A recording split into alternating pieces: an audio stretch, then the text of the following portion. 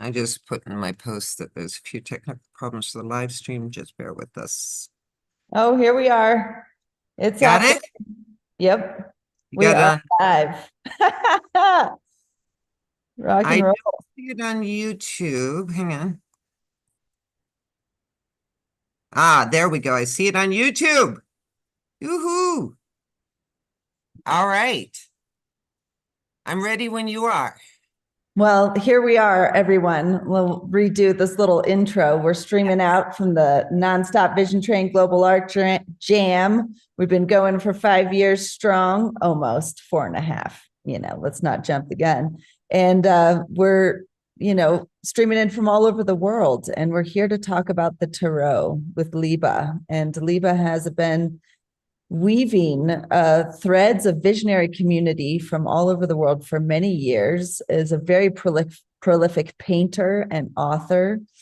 And she has written some books here also that she has presented before on the train, and talked about and could talk endlessly about. And we're going to hear about the tarot and the tree and the tarot, rediscovering the Sefer Yetzirah, book 1. And I'm really excited to hear from you today, Liba. And I know everybody else is here as well. And afterwards, we're going to be having a little discussion with some of the artists that contributed to this beautiful deck that you have been dreaming up for over a decade, and I'm sure much longer. So let's jump in. Thank you, Liba, for being here with us. Oh, thank you so much, Amanda, first for making this platform. I mean, it's been really great, and it came up during COVID, so a lot of people were able to connect when they couldn't get out of the house. So it's a wonderful thing, and I'm glad to be back. I am writing a trilogy on the oldest esoteric Hebrew system. It's called the Sefer Yetzirah. Sefer means book, and Yetzirah is formation. It's almost like it's the guide to this paradigm, which is a paradigm of formation of school. We're all in school, guys, according to this paradigm. We'll look into that. And the first presentations I did with the Vision Train were on how this esoteric system is dressed up in the theater of myth throughout the Near East. And I haven't come up with that book yet. It's going to be printed soon, and the whole trilogy might even come out in French. Anyway, so let's jump into this.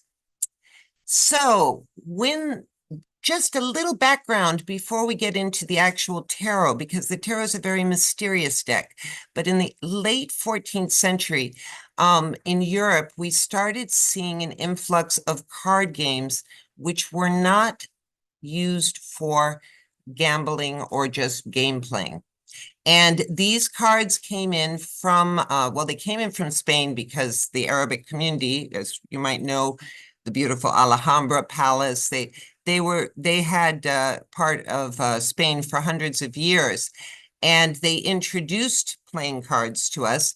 And some of these cards, called the Malmut cards, here, let me see if I can get my little pointer here.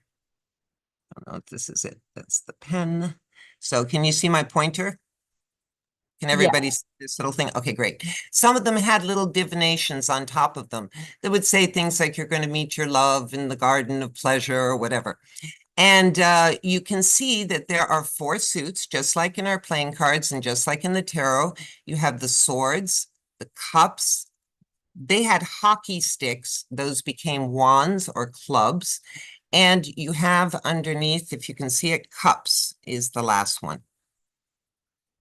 So, sorry, let me just tell you that we know that these cards started morphing when they came to Europe. And they came not only with the 4 suits, but they came with the court cards, which are the king, queen, knight, and page.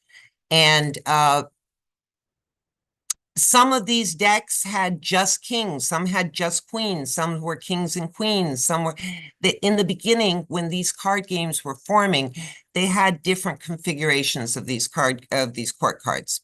And in this tractus written by Brother Johannes von Reinfeld in 1377, he explains how these games, these cards are definitely not for gambling. And he calls his tractate the Treatise of Morals and Instruction of Human Conduct, Moralizations on the Game of Cards. So all of a sudden we see this new way of having playing cards that are perhaps divinatory, but definitely cards that reflect back archetypes that we can see and use in our moral speculation. So what made the tarot the tarot?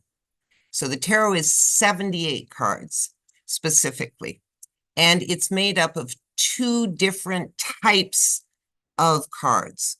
One is the minor arcana, and that came from those Malmut cards we just saw. We have the swords, which represent our intellect, the cups, which represent our emotions, the wands, which represent our intentions or actions, and the coins, discs, pentacles, which represent our manifestations and our work, whether it's at home or projects or your career, but what we manifest. So there is an ace to 10 for each of these suits, giving us 40. And there was originally a king, queen, knight, and page for each suit. That's 4 court cards per suit, giving us 16 cards. 40 plus 50, 16 is 56. So we get 56 minor arcana. And then on the other side, we get a major arcana. This doesn't deal with our everyday intellect, emotions with people, our actions, or our work. It deals with the underlying metaphysical journey that we're taking in this experience. And these cards came out on the scene without any titles. As you can see here, this is actually not, this is what is called a sheeter, a printer sheet. So when the printer was preparing the cards, if he made a mistake, he wouldn't cut it up, but because he didn't want to throw away the materials, he would keep it later to use in bindings. So often we would lose, we don't have the cards anymore, these old decks, but we have the printer sheets. So this is a printer sheet of one of the oldest Tarot of Marseille. Tarot of Marseille is just it's a name given to that style of tarot. It's not at this point a different type of tarot from the Golden Dawn. But you can see there's no titles, there's no numbers, and there's no guidebook. It's very mysterious. So nobody today can be absolutely sure they know how the original author thought when he put together this deck. But we have lots and lots of clues, and people have been thinking about it for 600 years because the tarot is 600 years old. So we can look at these clues, and that's what we're going to look at today. So one of the first things we can look at is some of these decks that were used for moral speculation. So there were 2 types of decks which were very popular. One was called the Triomphe, and it had both a minor arcana and a major arcana. But its major arcana was based on sets of 4. So you could have 12 major arcana, 16, 20, something that could be divided by 4. And then you had tarocchi, and they had no minor arcana. They only had major arcana. And the tarocchi of Mantegna, which is 2 of the cards we're going to look at here, that had 50 cards. It had 5 sets of 10, and each set of 10 was expressing a different part of this experience. So because we find a lot of the cards in the tarot also in these other decks, we can put these clues together. So here, this black and white card is from the Tarocchi of Mantegna, and you see that there it has a title. It is Temperancia, which is temperance, and it has a number. And it shows a woman that is mixing liquid from 2 different jars. When we get the tarot, the first tarot, here we see the Visconti Sforza tarot, and we see the exact same symbol of a woman mixing liquid between 2 vases. So we can pretty much guess that that is the temperance card in the tarot deck. So this is the type of clues we can use, is by comparing decks to other decks that we use for moral speculation.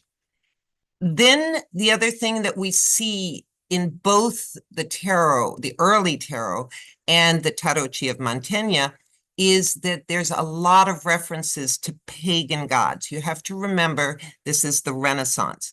All these things, Renaissance literally means to be rebirth. That's what it means in French. Renaissance means rebirth. And the printing press had been invented. So, of course, everybody's getting all this new information that they didn't have within the aristocracy, because, of course, poor people couldn't afford books and an education to even read them. But it did widen the audience. So we see these pagan stories. So this is the sun card, right? And the sun card is depicted by the story of Helios going across the sky in the solar chariot, and he falls from grace, okay? And in the tarot, this is also the same Visconti Sforza tarot, we see Helios clinging on to the sun as he crosses the sky. It's the same story. So they're using, it's the same mindset is what I'm trying to get to. And knowing the mindset is absolutely fundamental if we're going to try to unravel the clues, because we have to see how the mystics that built the tarot were thinking at that time. And at that time, the Hermetic movement, Hermetic means to be sealed. It also comes from the word Hermes, which is the Greek representation of the Egyptian god Thoth. The Hermetic movement was quite old, but in the Renaissance, it went through a renaissance. It went through a rebirth. And one of the things that happened was this new type of looking at, a new way of looking at religion happened in it. They called it the Prisca Theologia. This means, it's Latin, but it means that it was the pristine, the first, the original theology, the original religion. And it's the idea that there is only one God, Goddess, Great Spirit, whatever, one universal being, but it has been expressed through all the different cultures around the world. So this was our first Theosophic society. This is our first syncretic religion. We're the Hermeticists. And you can see right here, you have Hebrew lettering, you have in here, you have all the constellations, the zodiac, you know, you have the dualism of the sun and the moon, and you have a lot of these things that all of a sudden people were reading about in Greek, Egyptian, Jewish, Islamic, and Christian mysticism. And they were putting it together. And I like to use this analogy that it's kind of like noodles. You can have them in Japan as ramen, in Italy as spaghetti, but they're still noodles. There's only one living God, and it's just expressed in many different ways. So one of the guys that put all these ideas together into a book and presented it to the world was the father of Kabbalism, spelled with a Q, and that's the esoteric Kabbalism, and Christian Kabbalism, which really goes into Christian mysticism. And his name was Pico della Mirandola. And he lived during the time that the tarot came out, and he was very popular. His first book, 900 Conclusiones, was a treatise where he put together all these Greek mystics, the Platonism, Neoplatonism, Aristotelism, Egyptian, Islamic, and Kabbalistic mysticism. And the Pope was unhappy with it, and he burned all his books. But Pico was very determined, and he put out the Bibliotheca Kabbalistica, which became a fundamental, essential book for the later occult. Now, today, we have this common hypothesis that the tarot is based on the Kabbalistic Tree of Life. And sorry, you see that's when I was practicing, my little pointer is going all over the place. So the Kabbalistic Tree of Life has a structure that is built with 10 spheres. Now, some of these are hidden probably by this library. I don't know if you can move it. Oh, there we go. 1, 2, 3, 4, 5, 6, 7, 8, 9, 10 spheres. And these 10 spheres are connected by 22 letter paths. Now, there are 22 letters in the Hebrew alphabet, 24 in ours, and the tree was expressing that there is one being made of these 22 letters that correspond to the 22 major arcana. This is the hypothesis. And the 10 spheres are related to the ace to 10 in the minor arcana. In the Kabbalist tree, you have mothers, 3 mothers who birth the material world. They're just, I'll get into that in a second. The material world is elemental. They are the fathers. These fathers, the 4 elements, are also seen in the tarot with the 4 suits and the court cards. So you do have a clear parallel between 22 letters, 22 trumps, ace to 10, 10 spheres, and the elemental worlds. But the tree was designed, the very first Kabbalistic tree came out at least 100 years after the first tarot. This tarot seen on the left is the Granguier deck. There's debate that it came out in the late 14th century. We're sure that the Visconti deck came out in the mid 15th century, 1456, somewhere around there. And Cordovero, Moses Jacob Cordovero, put out his first tree in 1548. So it was at least 100 years later. So it's impossible. So how can they be so similar? Well, it turned out that Moses Cordovero, he wrote an amazing series of books called Partus Rimonym, and he explains that he uses the structure of this little esoteric text, the Sefer Yetzirah, to build his tree. But he doesn't exclusively use it. He uses the Bahir, the Zohar. He uses the Midrash, which is the people discussing what these things mean. He used a lot of things to build his tree. It is not a Sefer Yetzirah tree. But you will see that the later occult see it as one and the same. And we cannot see it as one and the same. It is 2 different things. And I'm going to show you how they differ and how that affected the tarot of the later tarot of the Golden Dawn. So let's see if I can now that I moved this thing, I have to figure out where my, okay. Excuse me. There we go. So in the first chapter, first verse of the Sefer Yetzirah, which is a very small text of about 10, 15 pages, depending on the version, it says, God created this universe with 3 Sephirim, with letters, with numbers, and with communication. 10 Sephirot of nothingness and 22 foundation letters. So very cryptic, but it's not. Let's just break that down really quick. This, remember, oh, well, you might not remember this. Be it known that within the Greek mystery schools, that they are basing a lot of their ideas on Pythagoras, who is 500-600 before Common Era, on Plato, and on Neoplatonism, which has the idea that all is mind. This whole experience we're living in is just mind. It's a mind trip. We are the dream of the dreamer, the one universal dreamer. And this is saying the same thing. It's saying that this experience is made of letters. What do letters do? They form every single word we think with. Every word we think with is made with just those 22 or 24 in our alphabet letters. And so so it's saying that this experience is made up of the consciousness of thought. It's not talking about our gut instinct. It's talking about our thought. It's a mind trip constructed with the mind. And it is going through the illusion of time and space. Numbers give us chronology. They give us a time sequence. Yesterday, I met you at 3, tomorrow I'll meet you at 5, and it's going to take me time to get there. And I'm going to tell that time with the numbers.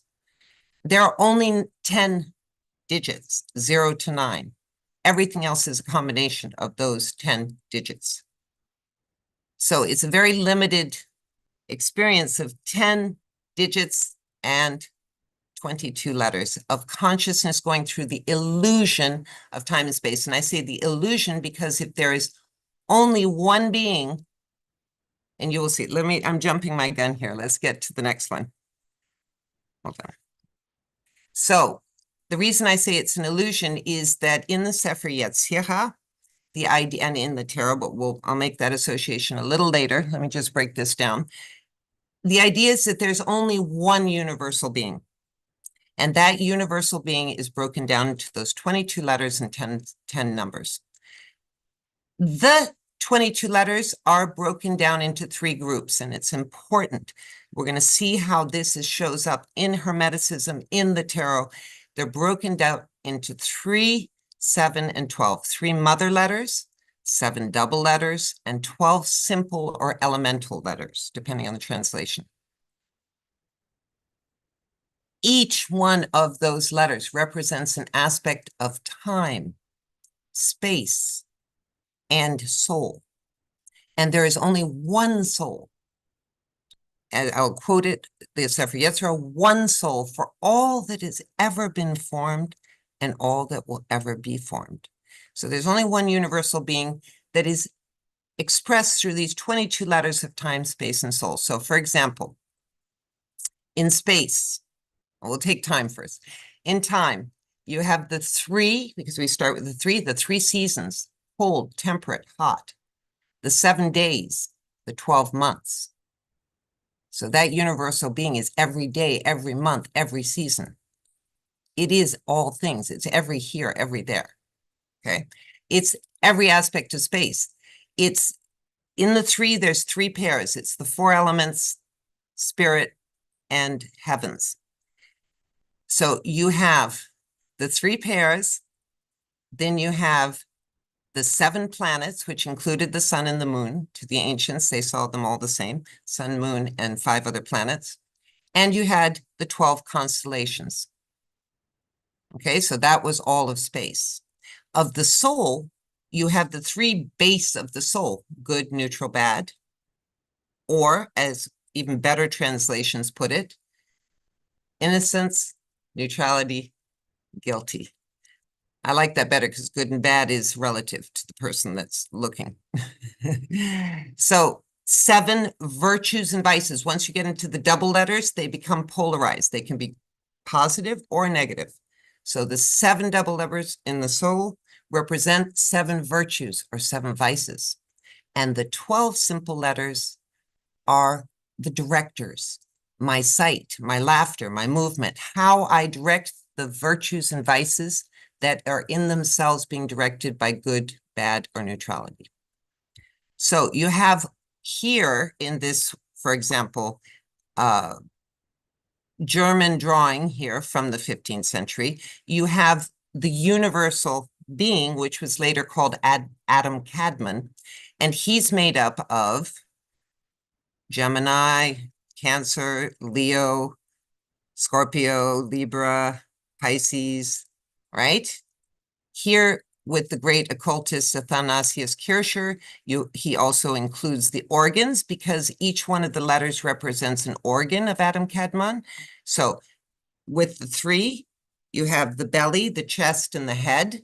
With the 7, you have 7 orifices, 2 eyes, 2 nostrils, 2 ears, 1 mouth.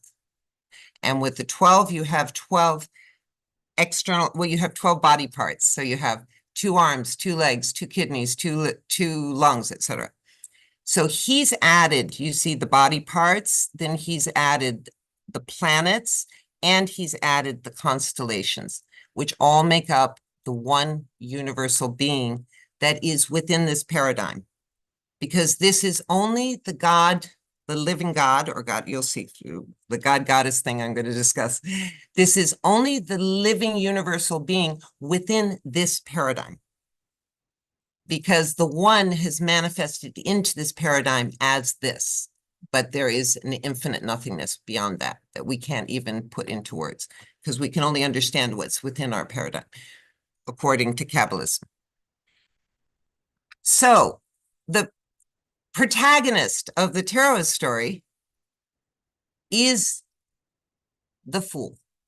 The Fool is the universal being that's in a dream of multiplicity. And we are all the Fool because we're all part of that dream, but we don't know it. We don't know why we're here. We don't know where we came from. We don't know where we're going after we die. We don't know what our destiny is. We're all trying to just figure it out. And the Fool does many foolish things because he's a fool. And he is led by his carnal desire. These are two of the very earliest tarot cards. One of this is the Grangener deck, which could be as early as 14th century. And this is the Estes deck. And you can see they're pulling down his pants to show his sex here, you know, because he's led by his carnal desires and gluttony and things like that. The ego, satisfying the ego. Okay. And what we see also are these little donkey ears, little bells. These things depict the foolish fool. That in itself is a big story. I'm doing a whole presentation about the Fool. It's very interesting. And in the Renaissance, the Fool had become this extremely iconic character. We see in a book put out by Stefan Brandt in the 15th century when the tarot came out, we had a book that was more popular than the Bible. It was the most read book, and it was translated into Latin and a whole bunch of languages. And it had 113, it has 113 chapters. And in each chapter, we find a different kind of fool. So you have the hypocritical priest, the greedy merchant, the gossiping nuns. Each chapter is a different type of fool. And you see, just like in those tarot cards, that they have donkey ears and bells. It's the same kind of fool that we just saw in the tarot card.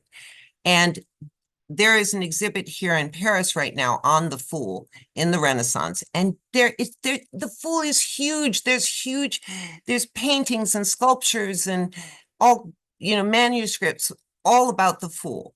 He was a very beloved character because he's making fun of us and all the different foolish things we do. And the thing in the tarot, it's not obvious that it was the original intention of the first author because we don't have that guidebook. But today, the common hypothesis for the Fool, and I like this hypothesis, this is how I see the Fool, is that the Fool has to go through all the other 21 cards. The Fool is zero. It's the zero card. Just like the Joker, he can become any other card. And the Fool, all the other 21 cards are just different states of being on his voyage back to source. So in the Renaissance, Platonism had been revived, and a new movement that made it much more spiritual called Neoplatonism came out, and it was extremely integrated with Hermeticism. And it's the idea, like I said before, that all is mind, but each soul, which is a fractal part of that greater universal mind, is trying to find its way home. And the Fool is doing that. It's trying to find its way home, and it's going down this hallway of mirrors, which each card is being represented in this hallway of mirrors in the major arcana, until he arrives at the 21st card, which is called the World. And the World card is, in the older decks, is always symbolized by a big sphere. And then there's different characters that are up on top of the world. In this case, this is the goddess Prudentia, Prudence. She's the fourth. There are four of the Hellenistic virtues that are seen in the tarot card clearly. Well, she's debated, but in the older decks, we know she's Prudentia because she has a black halo, and all four have black halos. In this deck, Temperance, Justice, they all have black halos. Okay, so it's the Fool's journey to go through the major arcana. Now, the 1, the 3, the 7, the 12. That's a really important breakdown that we see in Hermeticism, in the Renaissance thinking, and in the tarot. So to the Hermeticists, they drew on the monad, which is originally starting with, which was originally presented, the idea was presented by Pythagoras in the 6th century before Common Era. This is at the same time the Torah was written. This is very old, okay? And it was the idea that there is only, that once the infinite nothingness manifests into this experience, we have a point that contains all potential. The 1, like all the aces in the minor arcana, contain all the potential. They have, the 1 cannot see itself until it creates the 2, which is called the dyad. The 2 is the reflection of the 1, so it can see itself. Everything that the 1 sort of emanates out, the Neoplatonists talked about emanation of different levels. And this was taken up by Kabbalism. Kabbalism was actually affected by, Kabbalism as a school happened in the 12th century, very late. So it was affected by these Neoplatonist thoughts and this idea of emanation. And so the 1 emanates out and it creates until it creates one body. But it's all self-contained. It's still one body of multiplicity. And we hear this in the Sefer Yetzirah, 1/3, 3/7, 7/12. All of them are attached one to the other. And a sign for this is the 22 objects in one body. So if we look to the Tarot Tree of Mantegna again, we can see, and they've done it like the Neoplatonists, they have the number 1 as the 50th card. You see, they're number 50. It's the last card because the soul has now finally reached source, returned to source. And you can see that right in the center is 1, then the 3 elemental bodies, then the 7 planets, and then the 12 constellations. It's the same system of 1, 3, 7, 12. And we see it in the Tarot Tree of Mantegna. And when we get the tarot cards, we get the magician as the number 1, because the 1 is the great illusionist. He's going to use, I am going to use my mind, my heart, my intent, and my action, my intent and my manifestation to create this experience I'm in. The 1 is the greatest potential. So the 3, we'll get back to him in a second. So the 3, the Hermetic triumph, is a very classical Hermetic image where we see what is commonly known as the caduceus of Hermes. The caduceus of Hermes is basically like the very fundamental 3 mothers, Aleph, Mem, Shin. You have Aleph, which is neutral, and around it is the polarity.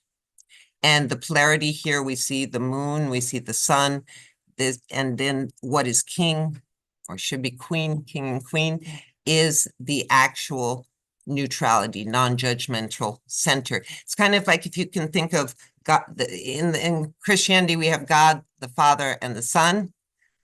Oh, wait, no, I'm sorry. We have, what is it? The Father, the Son, and the Holy Spirit. The Father, the Son, and the Holy Spirit. So God, the Father, is within that Trinity. With 3 mothers, you have Aleph, Mem, Shin, but Aleph is the progenitor. She is the source of Mem and Shin, even though she's within the Trinity. So that's why it's crowned in the center. But this symbol, even though the Greeks made it famous, is very old. It goes back to the Bronze Age, and it goes back to the goddess of the good tree. And her name was Ningisida. I'm probably pronouncing that really wrong. Ningisida. This is what we can see it on cylinder seals, but we also see it in this very famous vase that's in the Louvre, which was the vase of King Gudea. And she was just like Hermes. She was a psychopomp, and she could jump between the boundaries of life and death, because she was holding the staff of the good tree, the polarity and the central. She was in the eye of the storm. And she could go between the polarities as a boundary strider in the same way that Hermes does. When we see the first tarot decks come out, here we have another printer sheet. This is owned by the Rothschilds. And so it's called the Rothschild Tarot. Unfortunately, that's the name of it. And we see that Hermes is actually on top of this is the world card. He's on top of the sphere of the world, and he has mastered this world. He has gone through the 21 cards. The Fool has come out the other side, and he's got the caduceus. So the 3 was very important. We see it into the early 18th century, from the very first cards all the way into the early 18th century. And this is a tarotchino. It is not a tarotchi. It is a real tarot. It has a minor arcana and a major arcana, and we find the same figures of the world, the Hanged Man, the Empress, all those cards within it. So the 7 and the 12. So the 7 were called the 7 governors to the Hermeticists. This particular image on the left-hand side is called the 7 governors. And there you see, in the beginning, you see the 3, 1, 2, 3, the 7 planets, and then around them, the 12 constellations. Same here in this magical sigil made by Athanasius Kircher. We see the 1, the 3, the 7, and the 12. So these numbers are very important to the Hermeticists that put together, it was the Hermeticists that put together the tarot. And I'm going to have to go a little quicker. I don't know what time it is, but I might not, might not read everything here. But just in a nutshell, because I can tell that I have to speed things up. In a nutshell, in the Sefer Yetzirah, the mother's letters, the consciousness, are the dreamer, and the father that they emanate is the dream. One is not, in the Sefer Yetzirah, it says that the mothers rule the fathers. In my worldview, they are absolutely equally important. It means when for example, Aleph is the breather, the father she births is breath. She is the dreamer, and this is the dream. And we know this from the sixth chapter of the Sefer Yetzirah, where we're told that 3 mothers, Aleph Mem Shin, from them 3 fathers were born, and from them all things were created. And the 22 letters formed Yod He Vav He of hosts. So the actual spirit of the living God is female in this system. 3 fathers and their progenies, they've also got the 7 and the 12, a proof of that they are these things, a proof of the fathers, trusted witnesses, are the universe, the year, and the soul. So the fathers manifest as the universe, the year, and the soul, and the mothers represent the actual spirit that manifests them. So it's got completely flipped around later in religion, the occult, and everything.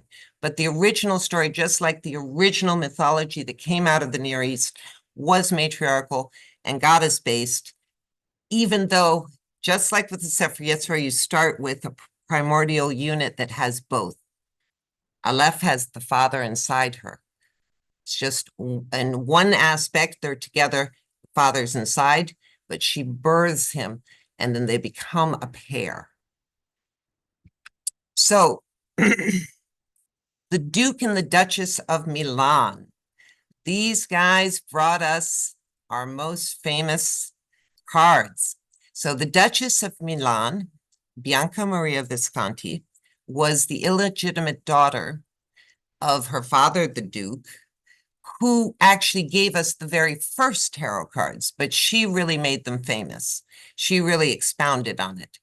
And their family she was the illegitimate child, but she was brought up, he loved her.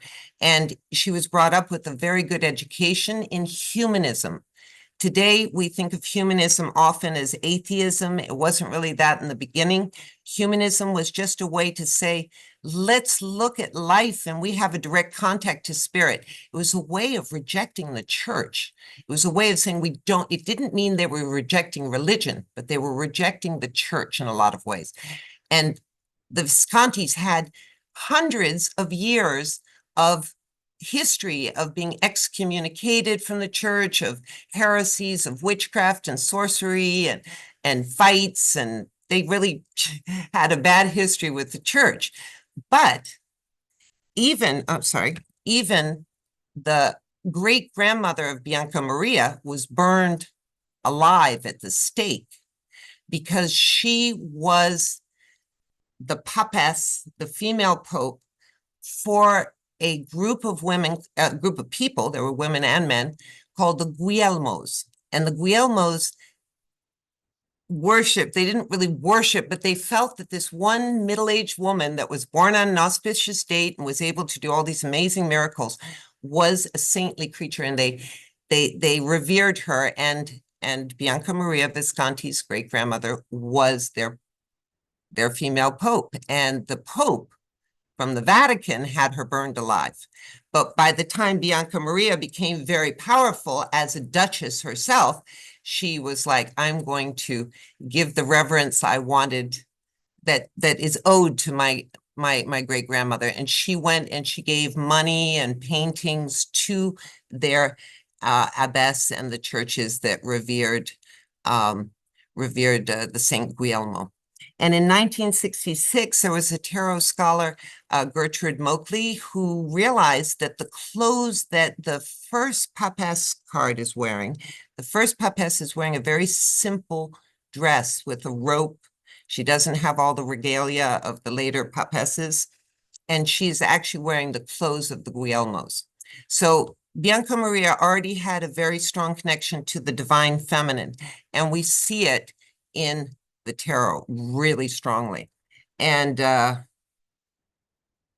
for example, in the tarot, we have pairs. The tarot is made up of pairs. Everything is paired, just like with the Sefer Yetzirah.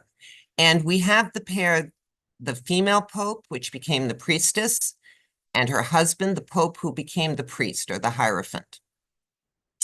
The priestess is the number 2. In the Sefer Yetzirah, just like in Pythagorean thought, the 2 is the reflection of the 1. It's the immediate polarity. And in the Sefer Yetzirah, it's represented by the double letter bet. The whole alphabet is made up of Aleph, Bet. Aleph, Bet. Aleph is the alpha. Bet is the omega of the Aleph, Bet. She represents the polarity of life and death, and she stands at the interface between the soul and the experienced world. So the number 2 is the female pope.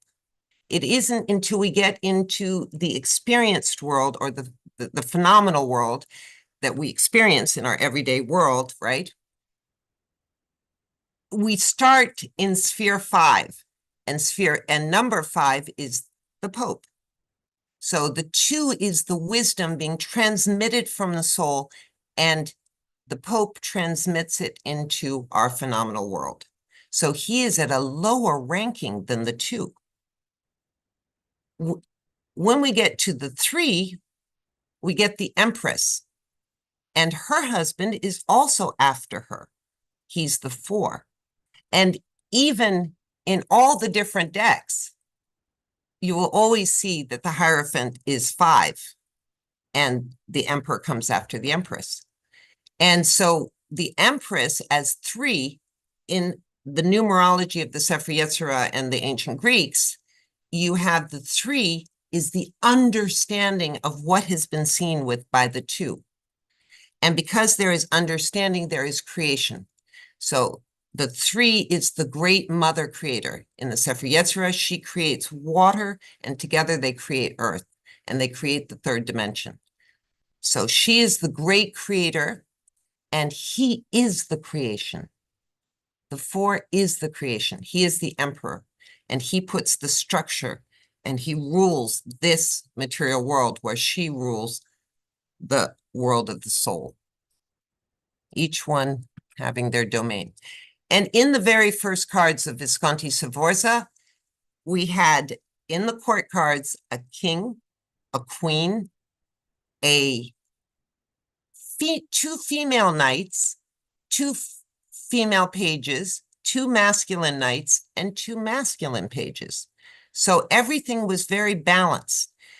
What happened over time is the female knights and the female pages disappeared, and we got king, queen, masculine knight, masculine page, leaving only one female entity in the court cards. And this was the case even through into the Golden Dawn. And the one who broke that was Aleister Crowley. And he created a deck, which the book, his Thoth deck, which is king, queen, knight, prince, princess, sorry, prince, princess. So he put it back into balance.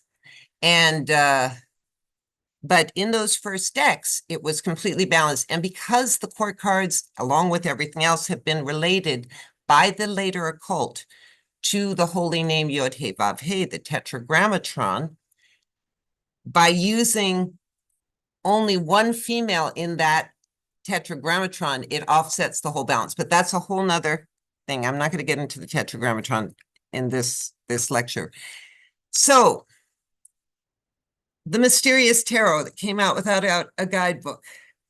By the 18th century, a big occultist, Antoine Coeur de Guesblanc, said about the tarot, he said, however extensive the regions where it is in use, no more progress has been made to understand the bizarre figures that it seems to present, and such is its ancient origin that it was lost in the obscurity of time, that no one knew where or when it had been invented, nor the reason that it had brought together so many extraordinary figures, seemingly ill-suited to go hand in hand, such that it presents in its entirety only an enigma that no one had ever sought to solve. And in a lot of ways, he was right, because by the time he wrote that, there were tarot decks that were made with animals. I mean, as this German 18th century tarot deck shows you, you know, it had completely diffused into a whole bunch of different types of traditions, and no one could really know what the origins of it was. But there was a guy named Attila, and he came out in the late 18th century. He came out with a book on the tarot and his own deck, and he strongly influenced Coeur de Guesblanc, who just said that. And together they kind of formed an idea that was later used in the occult, in tarot, all the way to people like me even. And this, so Attila is a strange man. He changed a lot of the things. I really don't like his deck very much. But what he said, and I don't agree with this either, but what he said was that the tarot was originally Egyptian, and that it had been painted on 78 sheets of gold. And because it was painted on gold, it survived the burning of the Library of Alexandria. Okay, so it's a really ancient system that survived the burning of the Library of Alexandria in Egypt, and that it is truly Egyptian. And a lot of the occultists realized that the Egyptian ways of seeing things and the Greek ways of things and the Hebrew ways of things were the same. We talked about that with the Hermeticists. And Athanasius Kircher had said, and he was a big influence on these occult, he had said, the Hebrews have such affinity to the rites, sacrifices, ceremonies, and sacred disciplines of the Egyptians that I'm fully persuaded either the Egyptians were Hebraicizing or the Hebrews were Egypticizing. Okay?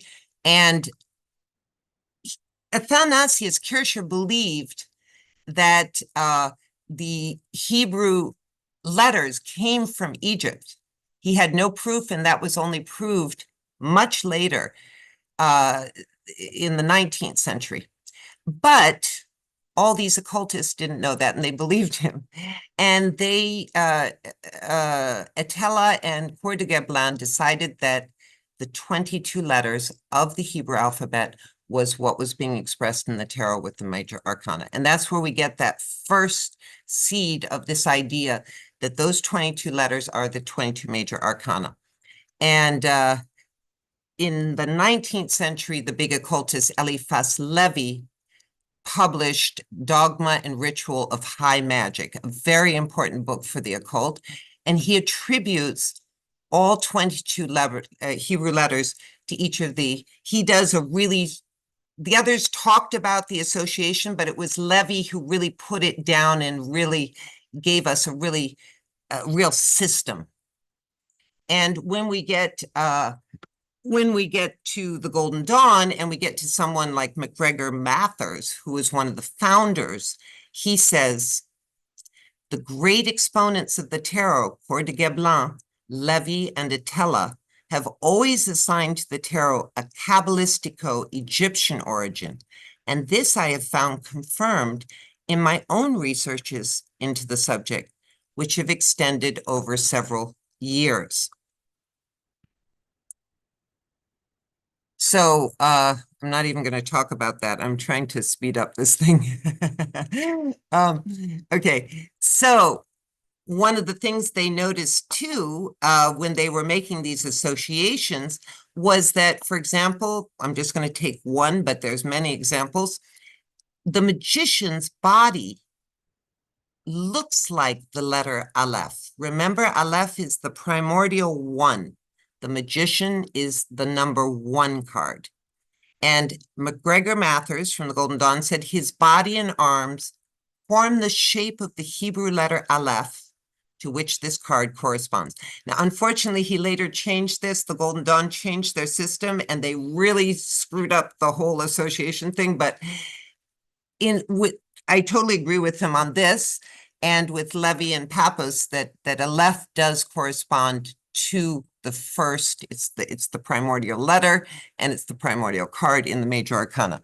And in these very first cards that we get that are numbered here, this one is from 18th century, 1701. You have the magician standing here with one hand raised to the sky and one towards either the table or the floor. And it's mimicking that saying, as above, so below. And you have, in fact, all letters in the Hebrew alphabet are made up of what are called little yods. That's this little tiny thing right here. So this is a little yod that's pointing up. This is a little yod that's pointing down. And then this long elongated yod is the middle yod that represents the body of the magician. So there was not only, there was a visual association of the letters made to the cards as well. Not with all of them, but with quite a few of them. So what are we doing, Mike, on time? Okay.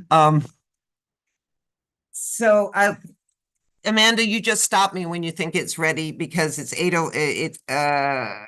We've hit a mark, and I could talk for another 10 minutes, actually. Should I just keep going? Well, I think me to keep going, or do we have people? Has Martina and Martina's here, and I know Heidi has to leave soon. So yeah. if you feel like if you want to get a Heidi in the mix, maybe if you're at a stopping point, you could pick back up again. We could be somewhat fluid in this hour.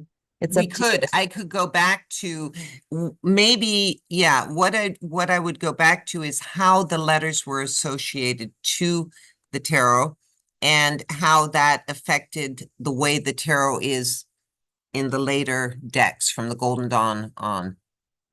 So if you guys want to hear more about that, I can come back to it, and we can just do a little round table, and then whoever wants to stay on board, I can finish it up then.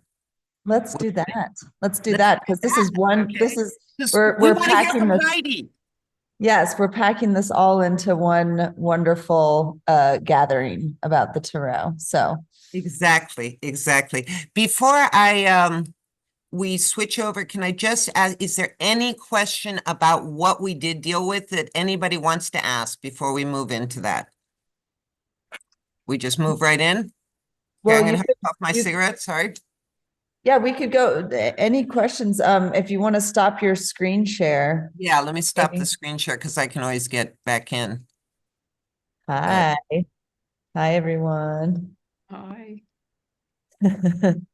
Thank you, Liba. First of all, that is it's just it's fascinating, right? fascinating. It's nourishment. It feels like all these like rare minerals and like, tasty bits from history and her story that have not been so illuminated before. And it's such fantastic fuel for the artist. And I think for all wisdom seekers. Yeah. So Yeah, appreciate we're in a lucky time to be alive because we have this internet access that, of course, people in the 19th century, 18th century didn't have. We know more about, we have access to so many more texts. We can make so many more conclusions than our predecessors because of this with the internet and everything. Anyway, I'm going to hand this over to you now, sweetie, and let you maybe introduce our little round table. Do we have, so we're Martina, hi, sweetie, Amanda, Hi. and Heidi, yes. If everybody else just, if Martina, you're unmuted, Heidi, Oh, you're am I? No, I don't think so. I'm no, here. you're unmuted. That's what you want to be. Oh, yes. Oh, That's yes. your Yes. I'm round definitely table. unmuted. And Amanda, you're muted, but there you go. Everybody, I'm dyslexic, so the later the day goes, the more it comes up. So if I should be saying something that is obviously the opposite of what I'm saying, then I'm saying something really, I'm in that state. It can happen, but usually it doesn't. No. Oh, well, I think to start out, because I know we only have Heidi for a few moments because Yeah. we got our times mixed up a bit. So, Heidi, thank you for sticking around a bit more. And Yeah, it's a just, pleasure. yeah, just want to give you the floor for a moment. If you want to share a little bit about yourself, what drew you to this project, and also, the cards that you painted, just anything that you want to share with us now. I Okay. can pull up your cards too. Oh, yeah. My cards are in Yeah. they're behind me. I didn't take them out. I don't have them No, right. no, I have them on my You screen. have them. Okay, I can great. actually share them You can with share our them. Okay, audience. good. Hold on, Great. let me, so let me start with your chariot. Yeah. So this gorgeous thing. Now I'll let you take the floor. Okay, so I think it was in 2010, I got really into meditation and something called Raja Yoga, which is where you meditate with your eyes open. And at the same time, I was looking for some kind of spiritual course that I could take. I was just looking for some more formalized form of spirituality. And I was very interested in Kabbalah. So I started learning a little bit about Kabbalah, but like it's super complicated, and I only learned a very surface level of any of it. But then at the same time, I made a friend who was very interested in tarot cards, and I would get tarot card readings. We ended up dating for a little while, and then what I started to realize and what I was learning about through the tarot cards was that there was a correlation somehow with the Tree of Life in Kabbalah. And like, I wish I had, Liba, I wish I had been talking to you at the time because it would have made a lot more sense. But I could see myself kind of drawing parallels, kind of like what you described a little Yes. bit, but like in a much simpler version than what you were describing. And then we would sort of play this game where he would flip a card, and then I would see where the card lay on the Tree of Life, and then I would associate that with what next move we should make if it was an ascension or a descension towards the Malchut or whatever. Malkuth Yeah, Malchut. And then we were trying to ascend, or up to Keter. yeah, exactly. Anyway, so that was where my big interest first developed in this. And then I think because the way I was chosen, I think sort of fell into place in like kind of a cosmic way.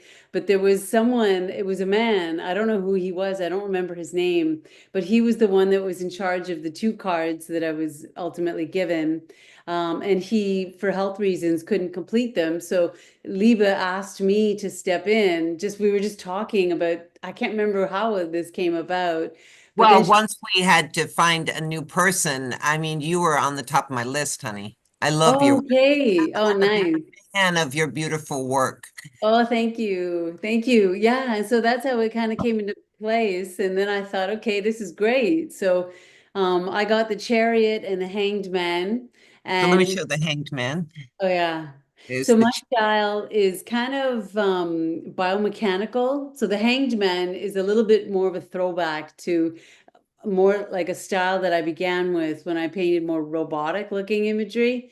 So I started off painting watercolor robots, and then I moved into acrylic and then oil. So this painting was done in oil, actually. And then I moved into symbolism as my career kind of progressed. So the Chariot is a little bit closer to symbolism, and the Hanged Man is a little bit closer to like this biomechanical kind of sci-fi looking image that was a signature of mine at the onset of my career. Yeah, I love it. And I like that you have the hourglass in there too, which people might not notice right away. Because when you see a card for the first time, there's so many little hidden symbols. I like a lot how when he's hung himself from the tree, as Odin says, I sacrifice myself to myself. Yeah. Greater spirit, then all of a sudden, all these eyes, there's this consciousness that expands and the eyes are everywhere. Yeah. That was something you did that I really like that idea a lot. Oh, nice. Thank you. Yeah. So do you want to take a peek and maybe say something about your Chariot card with it here? You did this. Chariot. So the Chariot is more symbolic. It's still biomechanical, but it's a bit more symbolic. I'm trying to remember exactly what the cards stand for, what the Chariot represents. Maybe Libby, you can help me with that. But I know that It's balance. There's 3 cards for balance. There's the Chariot, the Lovers, and Temperance. And okay. it works in 3s as well as 2s, as well as 7s. It's quite a system. Yeah, and the Chariot is through control and discipline as opposed to harmony, and the Lovers is the sweet way of balancing things. Emotion, maybe. But I love how you have the balance between the black and the white Yeah, like horses. kind of a checkerboard pattern. Yeah, and the wall, which is symbolically used to delineate the material world. We're on this side of the wall. Yeah, so I did have to do some research. I have another friend who's a tarot card reader, and I had gone to her and told her the cards that I was assigned to, and then we did go over the meanings and the traditional symbolism that went into the cards. So I tried to incorporate that into the cards as well.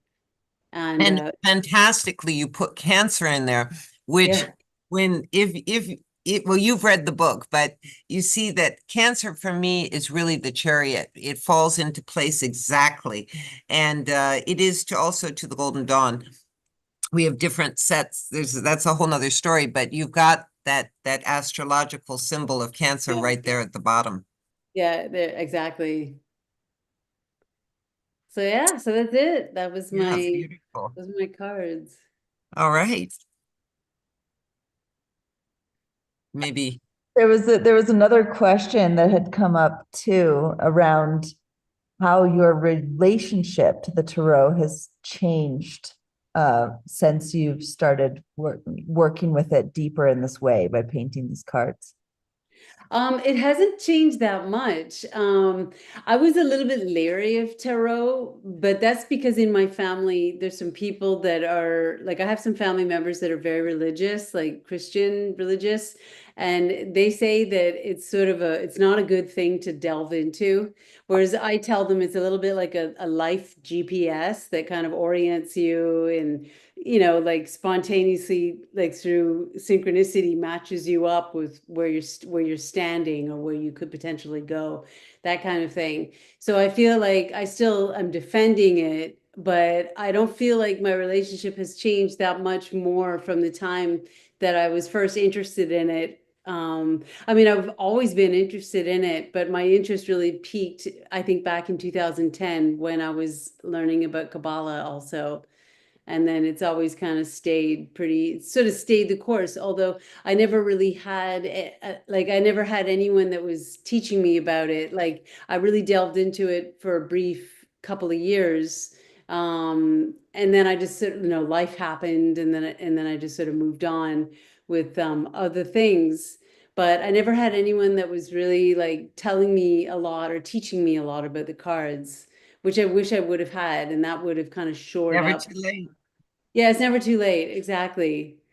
Yeah, exactly. That's how I see this project so much, as this, it's been this beautiful invitation really to deepen a relationship with a subject that is so vast, you know. And I think it has, I mean, in my own life too, it's always been there, but I've never taken that time to really dive in too deeply into it. So yeah.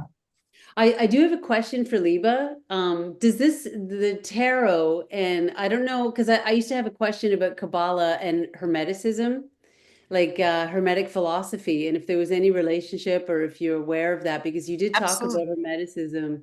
Absolutely. The Hermeticists were extremely rooted in Kabbalah, was like one of the main sort of source materials that they were using, along with Greek mystery schools and Egyptian. They were sort of the three, but there was also Islamic mysticism and Christian mysticism.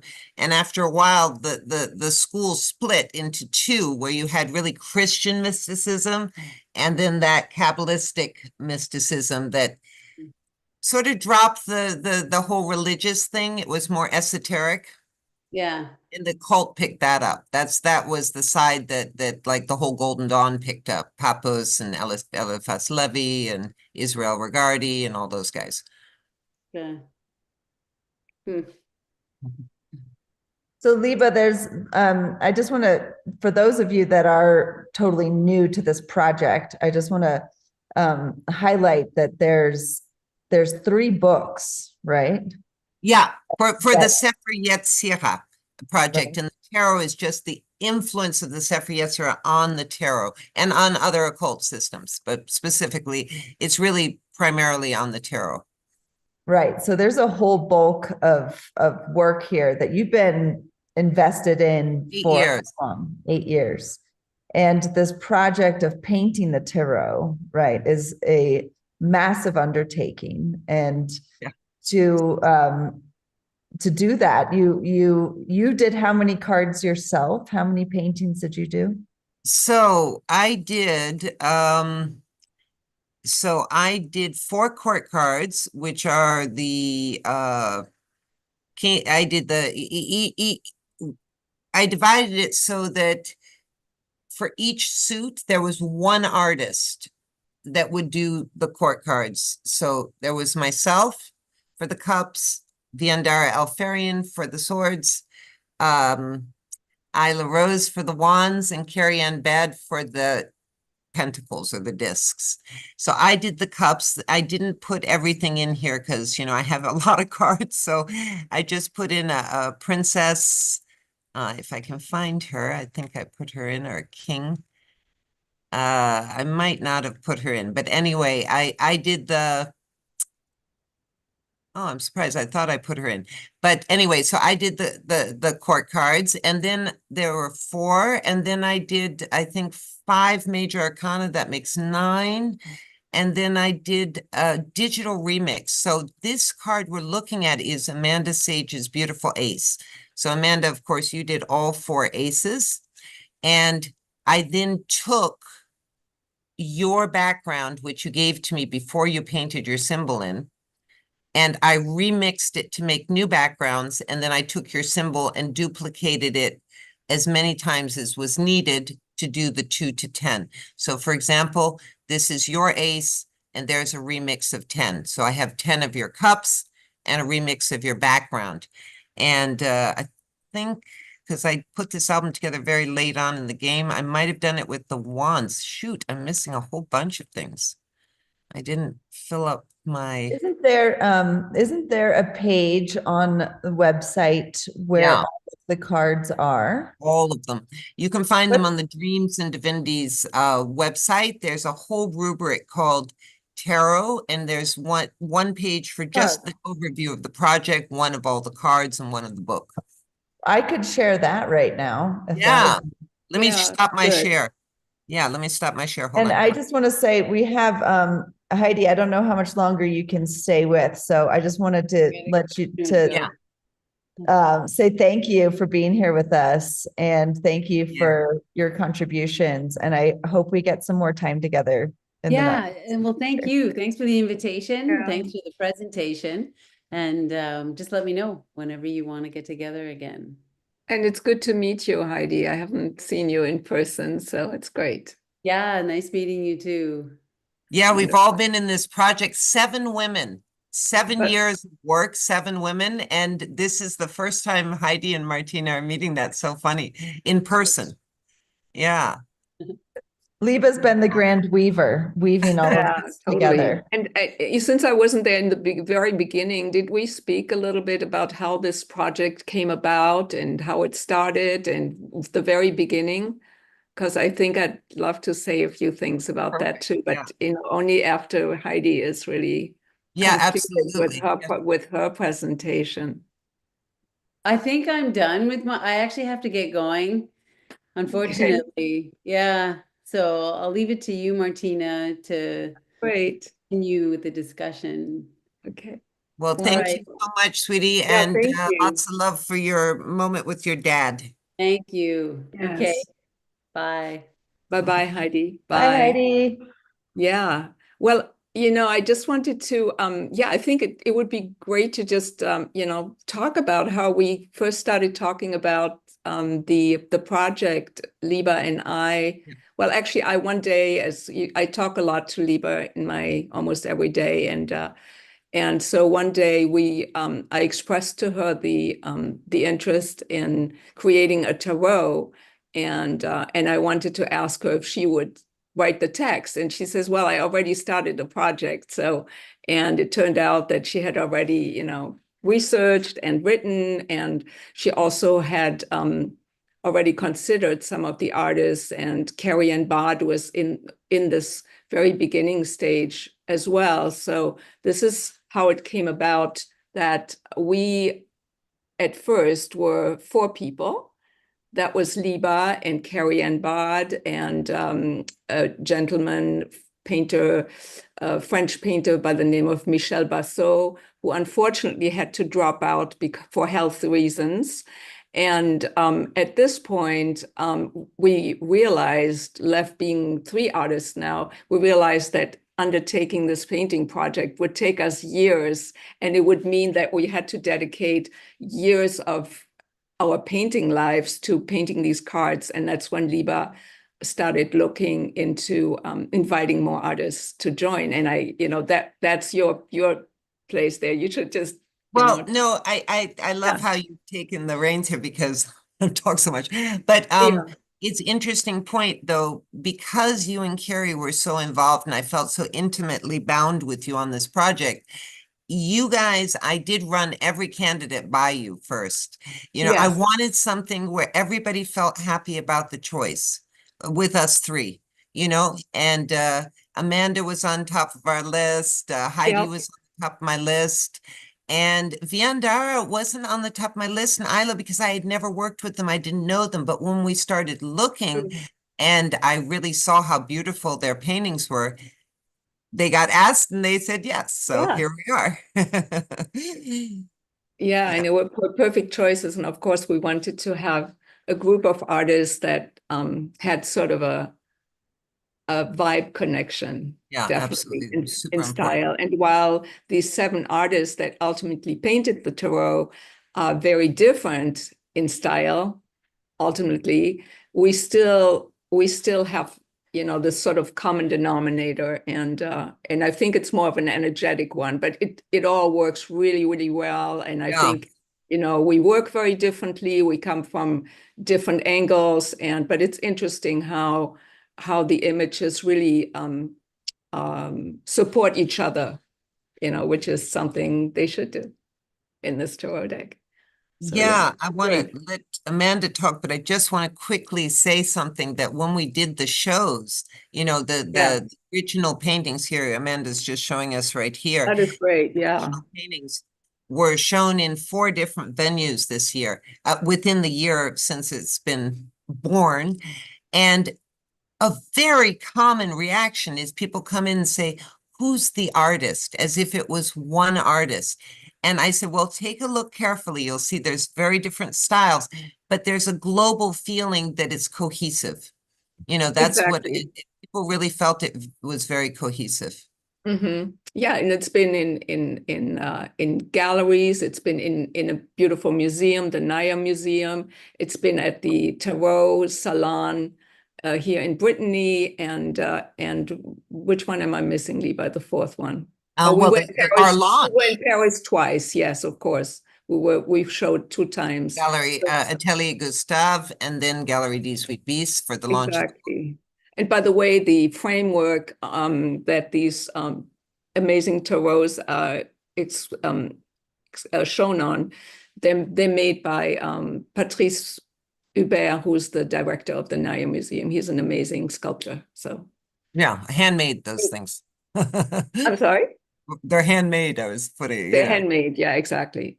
So the show is going to continue to travel, and so far they've been in France, but Liba is always looking for new venues, and I might have some to share with you too. There's one coming up.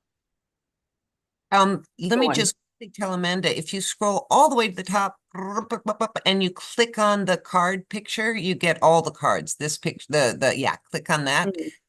And there you get every card. Yeah, this is great. You can show, like, for example, that's Martina's Empress. And you can even click on one of the cards. It'll grow. It'll expand. It'll grow up. It'll grow up. That's Martina's Wisdom, which is the transmitted wisdom into this world. The 5th card, the Pope. There's a whole story on why it should be female. I'll talk to that. Yeah. I mean, yeah, definitely. That's why I stopped. In fact, talk to any of these if you want to. Oh, okay. Yes, I wasn't sure. No, I do not. I didn't want to interrupt your. No. I'm great. Well, maybe I'll talk about the Hermit. I love this card because it really sort of, responds to my birth month. I'm a Scorpio, so this is all the time of, facing our shadows, light and dark, and, kind of like looking deeply into who we are and finding ways to know ourselves better.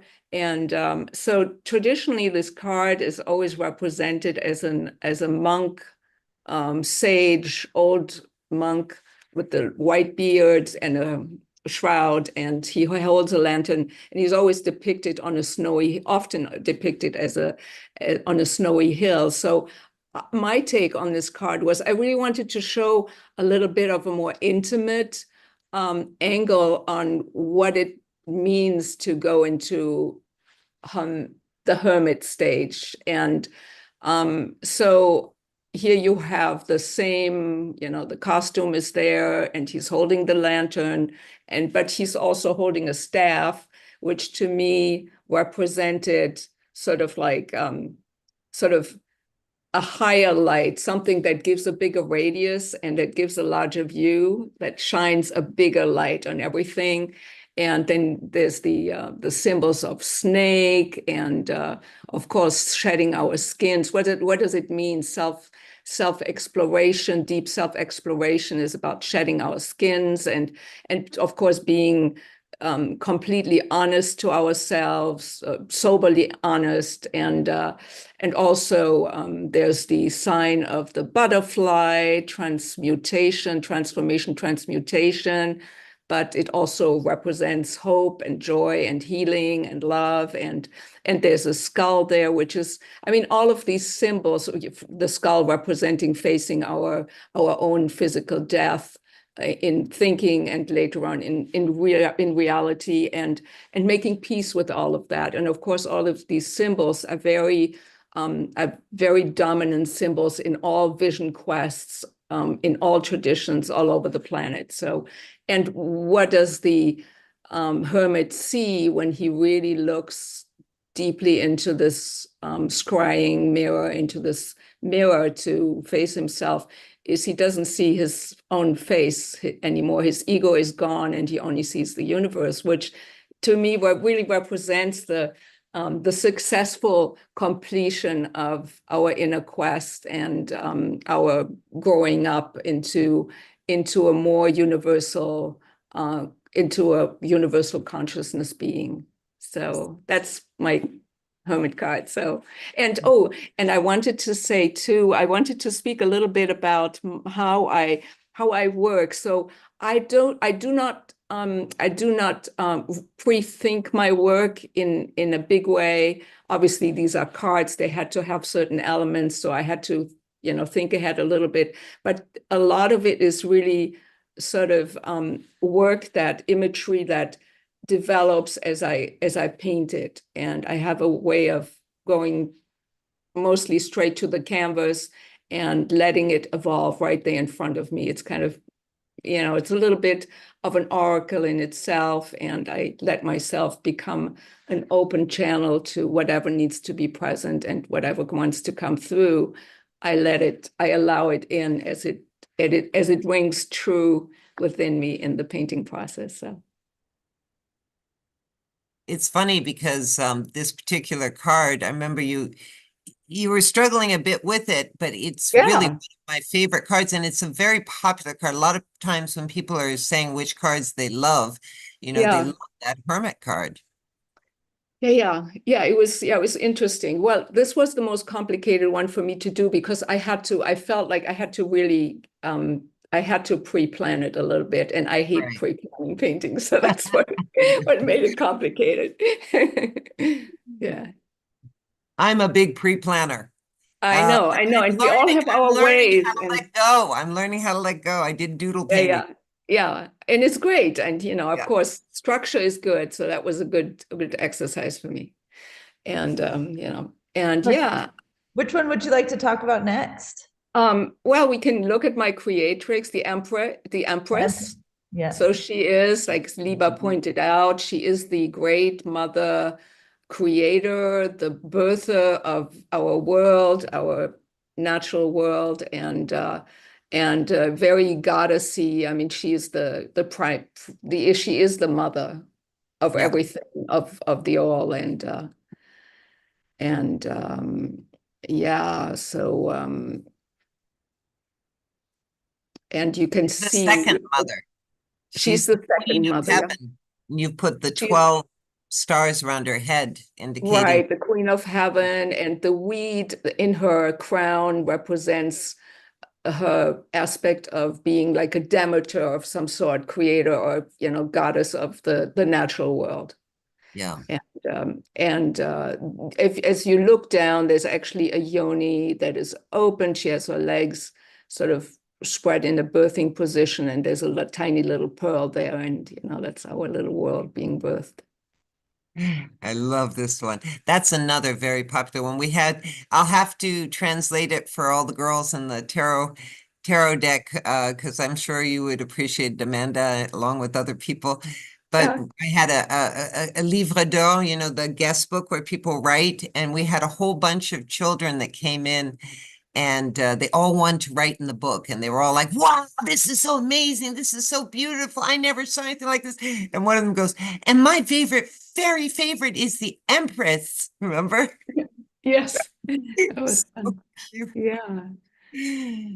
Yeah, there have been favorites for everybody. There's been favorites for you. Absolutely. Yes. And I just people, Martina's talking right now. So I'm like, shh, letting her know all the wonderful things I know about her cards, but they've Oh, been absolutely. And it was really fun to see people come in at the, well, we spent a week at the Naya Museum, Liba and I, almost a week. And so we had a lot of time to talk with people. And some people came in literally cold, meaning that they didn't all come to, some of them just sort of stumbled upon the show, and those who had no precognition of what tarot is. I mean, some people say, what is tarot? And others wanted to know a lot about this. So we had a lot of time to just communicate, and then they would just go around and wonder and kind of just, listen to Liba's incredible knowledge and wisdom about the card. And Really. you too, you gave an amazing conference on your inner landscapes. Yeah, something I a think lot that about process and process more. So we had two different one academic Mhm. way in, one process way in, and people got the whole story in a way through that. Yes, readers yeah. and Yeah, and it was research. great because Liba has so much pertinent, detailed information, and it's all, very structured and almost academic. And I gave them the gut angle. I feel Yeah. like the two of you I mean, you're really the mothers in so many ways of this project. I mean, Carrie Ann too, like really Yeah. holding, like weaving this together. But the two of you represent in so many ways, like the structure and the intuition, and you weave so like synchronistically, just like fluidly. I think also because of being women too. Yes. That plays a part in it, and it's just so interesting to have a subject to bring us together, right? And Yeah. that's something that tarot has done in the symbolism that is so universal. And being able to, for those that are more intellectual, they can have that access, and for those that are more intuitive, they have that access. And so much in these paintings and then in the tarot story are there's something of both for everyone, right?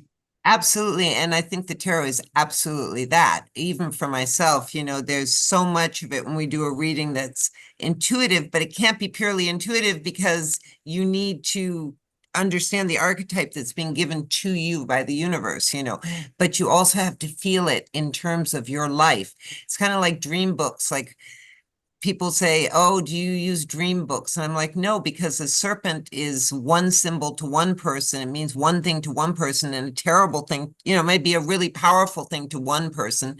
And another person who dreams of a serpent, it's the most horrible, scary thing. So you have to use intuition when you use these archetypes as well. And it's true about the female thing. I find that I work really well with women. I do. Men get too alpha dog, like competitive, like weird. And women are so like, oh, you first. Oh, Well, and I think that balance is in each of us also, like as in the cards, right? When you do a reading, you Of do, course. you can say like there's the more positive, and then there's the negative aspects or whatever. And we have that in the feminine, the masculine as well. Of course, of course. I love my brothers. I have two boys. I've been married 35 years. I mean, I love my brothers, but I have to say it is easier for me personally to work with women. In general, I just have found that women are much more, for me, I'm not saying for everyone, but I hope that one day we have a kind, gentle president too, woman. Would be good.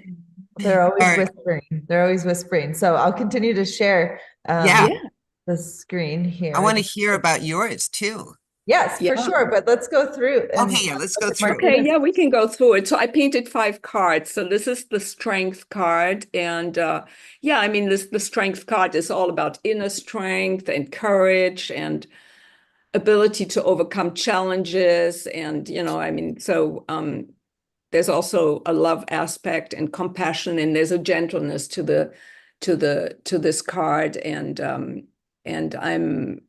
I guess I'm all about that. I think that we can accomplish much with gentleness and love, and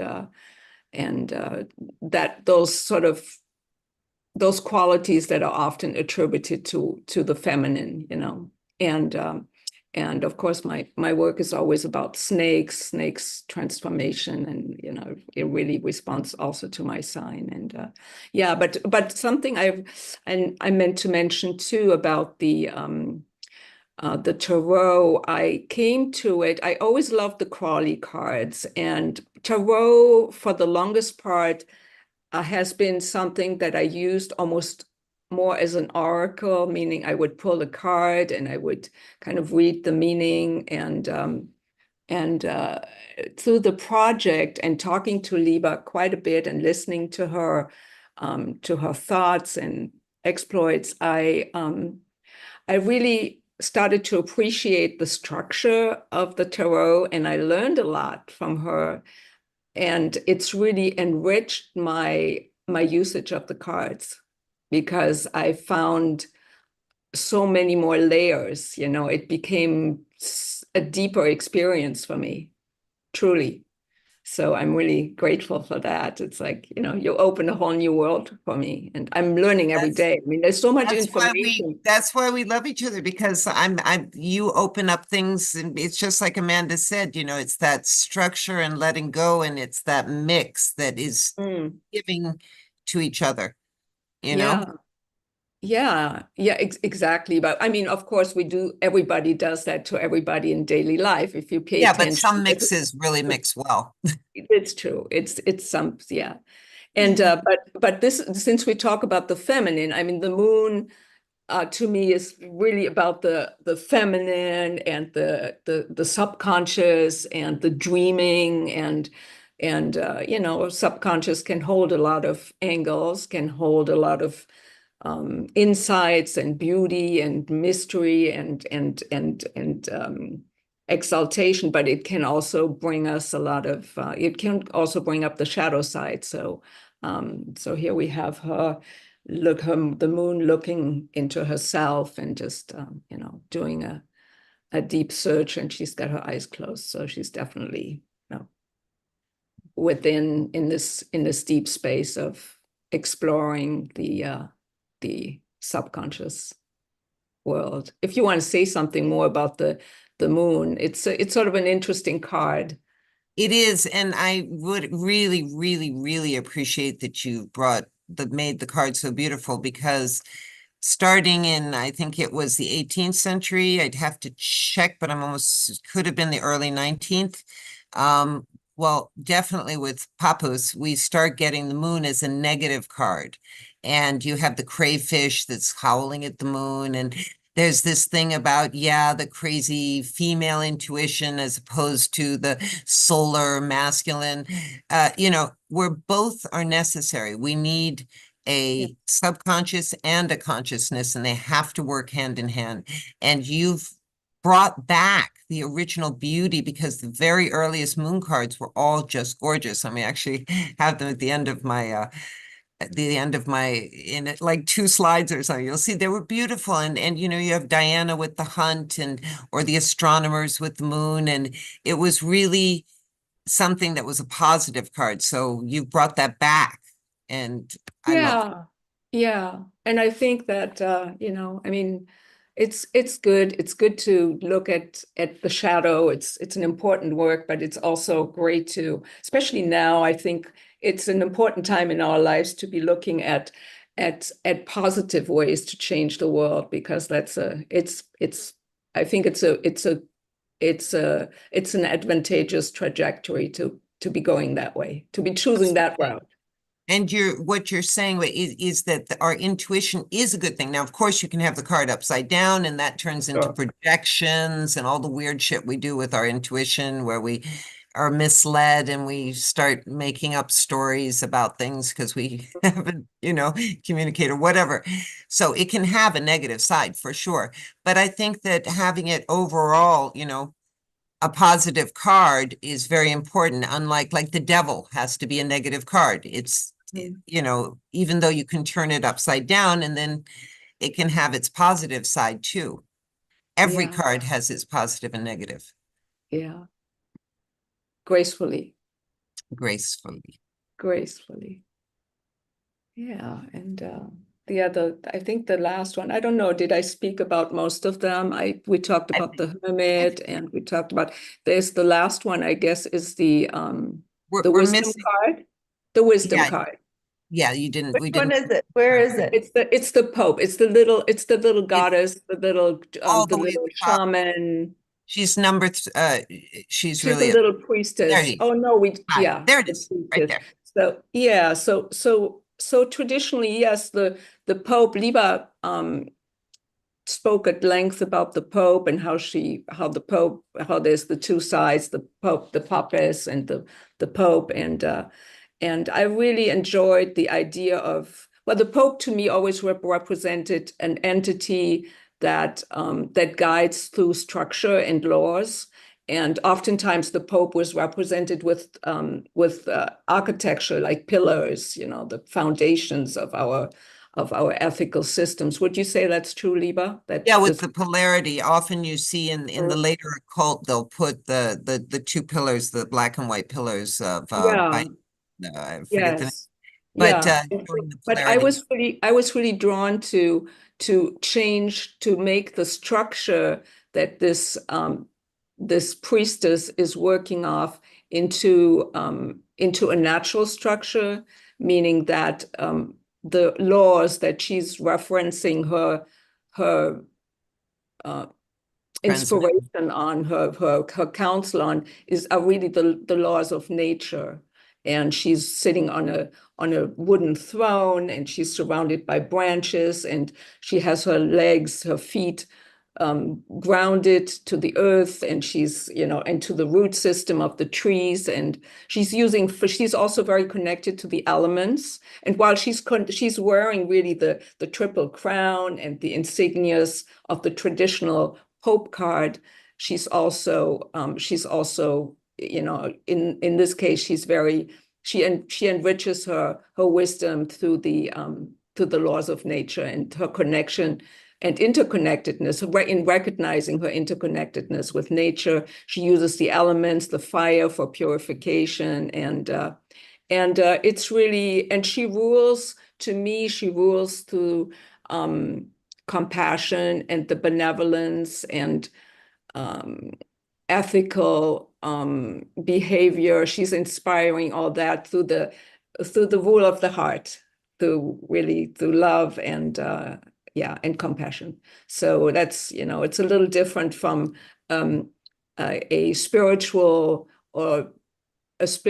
leader who will say, this is how it's got to be done. You got to get up at 5 and you got to meditate like this. Or even in a legal system where the law is put down and everybody has to kind of like not obey, but follow in order for a successful rendering of the path towards a good behavior, an ethical behavior. So she is more of an intuitive, once again, and connected entity. Voila. Yeah, and it's interesting that she was female because it's a complex thing, and I discuss it in the book, but everything works in pairs as well. And the even though the Pope is the pair to the Papess, she's not really, in terms of logistical pairs, she's paired with the number 4, which is the Emperor. You have the High Priestess and the Empress paired because they're in the soul, and then you have the Emperor and the Pope. But the Emperor and the Pope together, if we are to apply other magical systems, has to be male-female. All the letter pairs that are given to us in the Sefer Yetzirah are always male-female. If we go around a zodiac wheel, we go male-female, male-female. If we give the attributions of air as masculine, water as female, fire is male, earth is female. If we use those attributions and we look at, like, for example, He, the letter He is Aries, which is fire, and its pair is Vav, which is the Papess card, Vav, which is Taurus, who is earth and female. So you have a male-female pair, and you have that. So there's some small, when we did this, like, I loved this idea that she was going to do it like this. And it's not traditional, but we're not making a traditional deck. We're using a foundation that's traditional and adapting it intuitively. So, you know, and that's what puts our deck aside, I think. Yeah. You know. And overall, all these cards in closing, they were just really, I sort of painted them in an intuitive way. And the first thing I thought of all the cards, the Pope, you know, besides the creatrix, I mean, the Empress, the Pope needed to be female in my. And it's Sophia, she's transmitting the wisdom that is female, even Right. though it's a hermaphrodite. Let's just look at it that way. No, just Would kidding. have to lift our shirt. That was good. Just kidding. Right. Amazing. So those were your cards, right? Do you Yes. want to talk a little bit about your cards? I mean, we're passing some of my cards, but I don't need to talk about them because I did the whole lecture, but I Mhm. did the Fool. I did the Yeah. Magician. Mhm. But I've talked about them in the presentation. The High Priestess was painted by Carrie, and she wanted me to work on the background. I mean, she asked me, I wanted to too. We both agreed. So I redid the background with the columns and the little, and I wrote the letters, but it's her composition. Yeah, beautiful collaboration. I was excited Yeah. to see that there would be some like crossovers, which makes it kind of like makes the whole series look to maybe an uneducated eye as if it were maybe painted by, True. you know, Yes. who painted this? Yeah, Spirit painted it. Exactly. And the Emperor, you painted the I Emperor. painted the Emperor. That's amazing. I love that card so much. That's I one do of like my that favorite one. cards in the deck. Yeah, I really like it too.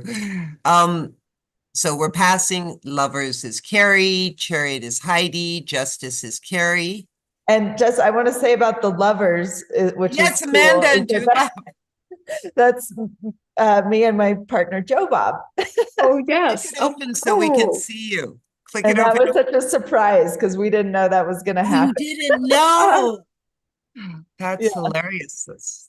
Yeah, And it really yeah, looks like you too. She did a good job. so Yeah. Oh, I never realized that. No, then now that you mention it, yes, of course. Click on it, we can get a big view of it. Yeah.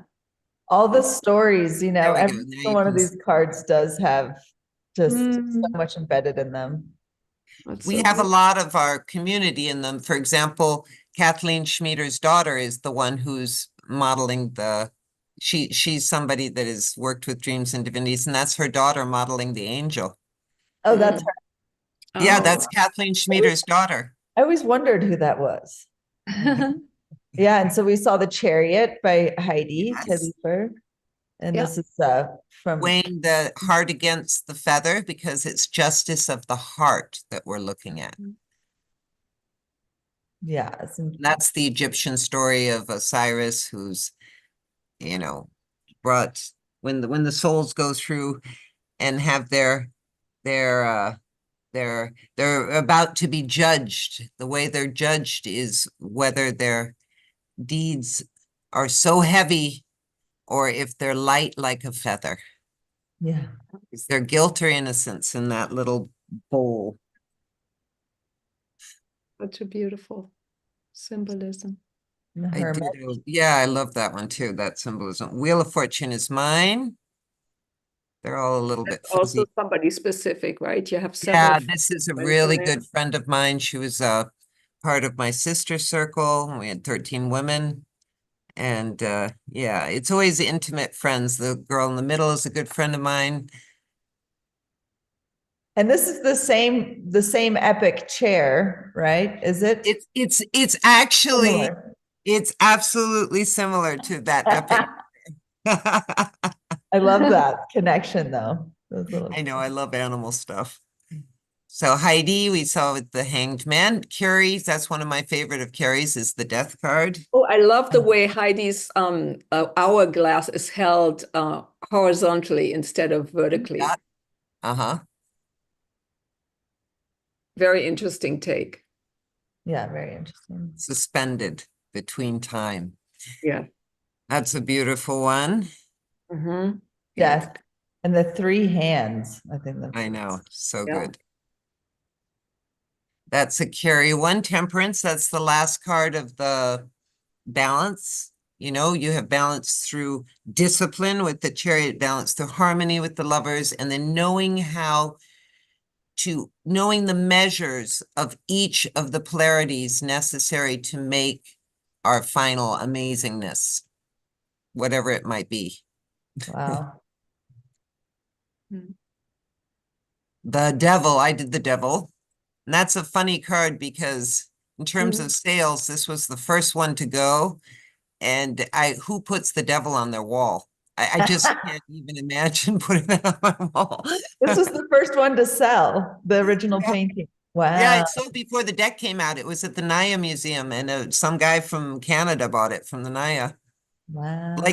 Like 3 years before even the deck came out. And Wow. and he resembled Trump, right? Like, isn't it like something? Yeah, but it's not Trump, because I don't want to get into that with No, we don't want to get into that conversation, not now. No, it's just the idea of just pure greed, and when greed is leading the way and it's all about individual egotistical power, then we have things like war and the objectification of women, or the oppression of women and the destruction of nature and all the bling bling and all the money that rules. But if you turn the card upside down, because the devil card was really the devil when it came out. It only got changed in the 19th century with Papus, so it became Baphomet, which is not a devilish creature. Baphomet is a nature spirit. And so for me, the positive side of the devil card is Baphomet, is that incredible gratitude towards the material nature, towards nature itself, you know, in the material world, because everything is blessed. It's one being, one dream, and it's all sacred. And so for me, the devil right side up is real gratitude for the material world. On the downside, the negative part is really that insatiable greed to have more and more and more and more at any expense. Wow. And the tower, when we're being too egotistical, it all comes falling down. Another fantastic Carrie-Anne Bad. I love this one. Wow. Yeah. That's really good. And that's so Carrie, isn't it? It's really her signature style. Yeah. Yeah. And this one I did with Isla Rose. So we, you know, I had an idea. We came up with the composition together. Then she started it and she sent it by the post and I finished it. Wow.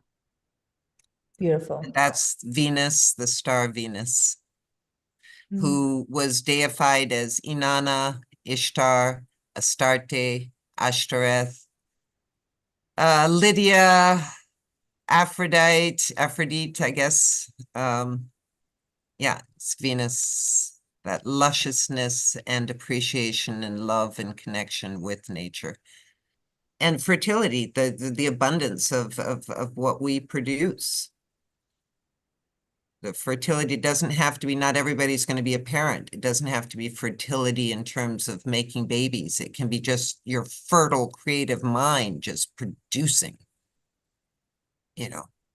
She's the connection of spirit to the nature. She's that liaison. Amanda and I know all about it. We made painting babies. Exactly.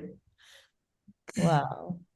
Am I the one that lost the view, or is I just see us? Maybe I did something. I just Oh, you have to go up to your corner view. Up in the top corner, it'll say view, and you can click on that and you get standard side-by-side speaker, side-by-side gallery. I have mine on side-by-side speaker, so you're on the side. Okay. Yeah, then Got I it? only see these three images. Well, that's fine. No worries. You don't see the paintings? No. Your screen? Just click around until you see it. Yeah. I can No. stop the share and reshare again. Let's see if that'll work. Okay. Hi, everyone. Let's see if we can do this again. It's okay. Do. Oh, now it's back. Okay. Okay.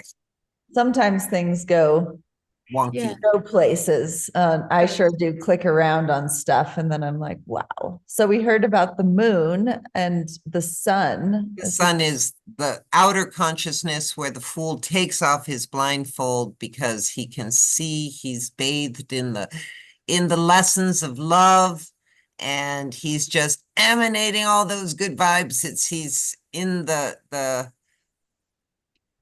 sun is really that as the moon is the subconscious, the sun is the consciousness, and it's a consciousness of love. It's a consciousness of spirit. It's so he's just beaming. He's beaming and his blindfold is off. Yeah. And upside down. Yeah, he's beautiful. I love seeing these two cards next to each other. They're so complementary. Judgment is by Carrie. It was originally called the Angel in the old tarot decks. And it's when we have to face ourselves. For me, it's looking in the mirror, the ultimate mirror. Deciding what worked and didn't. Right. We are our best judgment. And if it's upside down, we're judging other people instead of ourselves. How would you, since you mentioned, self-examination, how would you compare it to the Hermit card? Well, the Hermit is a real voyage into self to discover. Judgment is really judging how your journey, whether it was external in the Wheel of Fortune or internal in the Hermit. The Hermit and the Wheel of Fortune are a pair in the tarot, and they're both concerning the journey. And this is the final card of the journey. This is when we decide, how did we do on those two journeys, external, internal? So it's a judgment of it rather than the actual experience of it. Got it.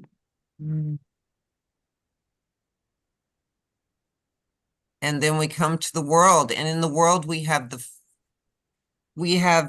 there's a lot of fours because the tarot is really based on fours. So you have these four signs, which were actually the signs in the age of Taurus. And if anybody knows about the precessional ages, it's when we're able to stand in one place and see.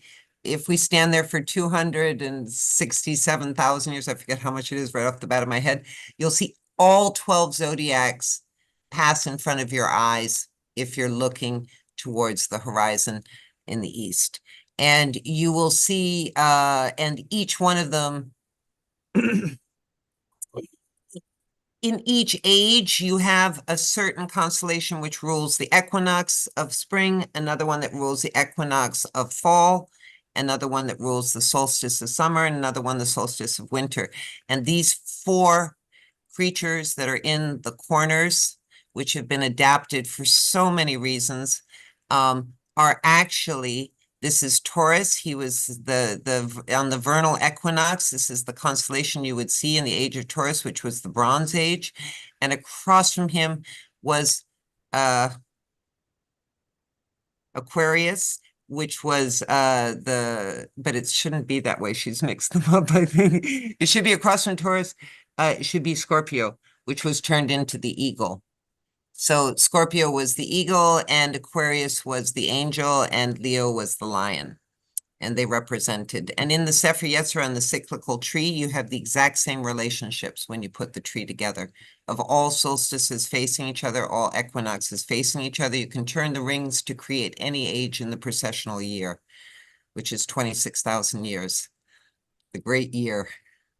So you regroup. This is the end. This is the end of the voyage. The fool has arrived, and all the foundation is complete. The four elements, the four tools we have, our intellect, our heart, our action, our manifestation, everything is complete, and we have completed our journey and can return to source.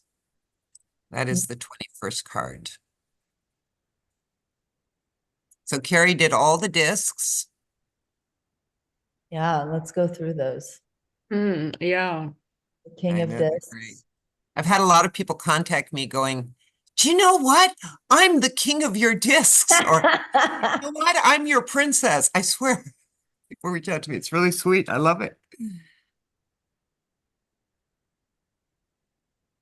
Yeah, well, they're all portraits We know. of real Yeah. people, and you know, we have our doppelgangers. Exactly. Look at the We before can we get send into these. before we get into all these guys, huh? Let's go Your through. aces. Let's go Yeah, I saw that you have some pictures so that you can really talk about them because I really want to hear. So these are done by Isla Rose, Mhm. and they're just gorgeous. What can you say? I love them so much. Incredible. And Isla and Carrie and Viandara could not join us today. So I think it would be really awesome to reschedule and do another session We sometime could down the definitely line. do that, Yeah. where we could There's- all be 7. And yeah, I know Carrie is preparing another solo. I mean, the girl is like amazing. She has one That's solo amazing. after the other and always producing new work. So she's not breathing right now. She's just at the palette. Yeah. Yeah.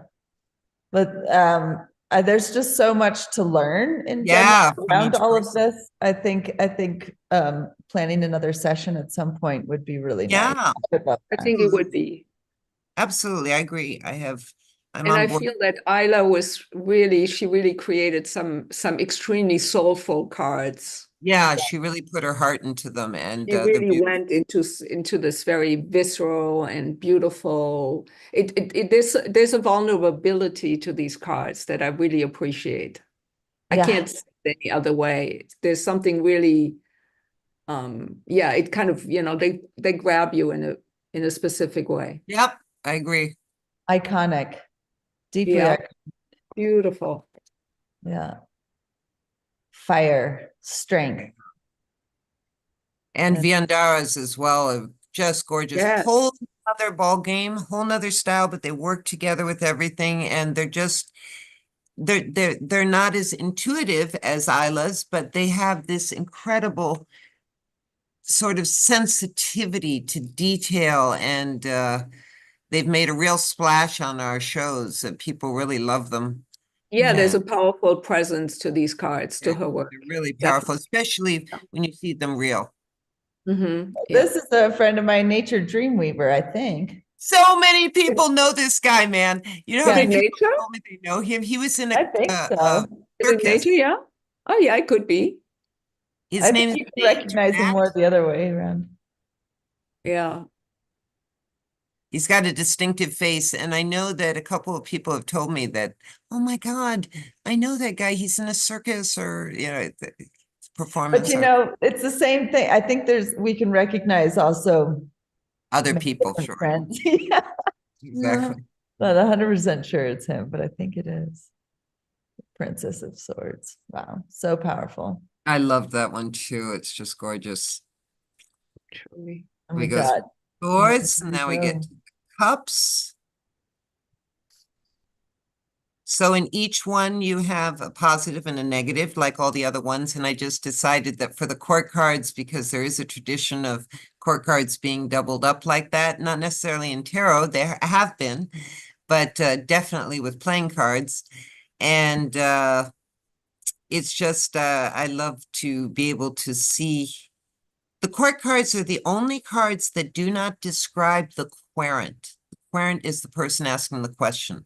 The court cards are the only cards that describe an outside influence. So these are people that have affected you in your life according to your question, or if you're just pulling a card, somebody that's important to you that day. So the way that you would understand a court card is that all the kings are ruled by air, and that is the intellect. And the cups are ruled by water and our emotions. So this is the intellect within the suit of emotions. Okay, you have to think of it that way so that you can understand the meaning of the card. It's somebody who's really very thoughtful, very brainy, but coming from the heart. Somebody that would give you their glass rather than you not have one. And they would figure out how to get you a glass. They would figure out how to get you a cup of juice. Because they have that mental facility. Whereas when you turn him upside down, he's also going to be using his mind for revenge and manipulation and mind games in the heart.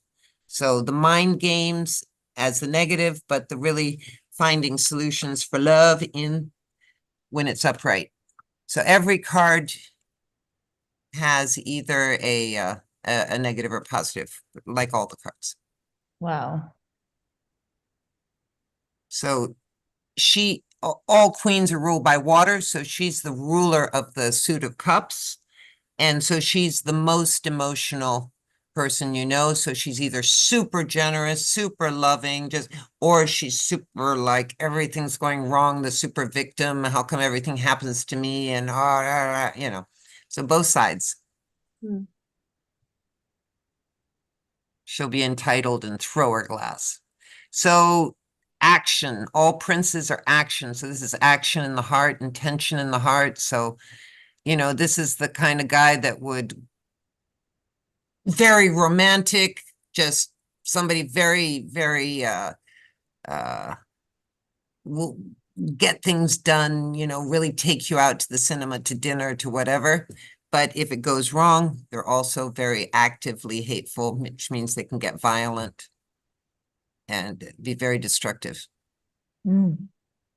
I love how the same kind of like shape, you have the same shapes going on here, but then It's blowing off steam down at the bottom. yeah.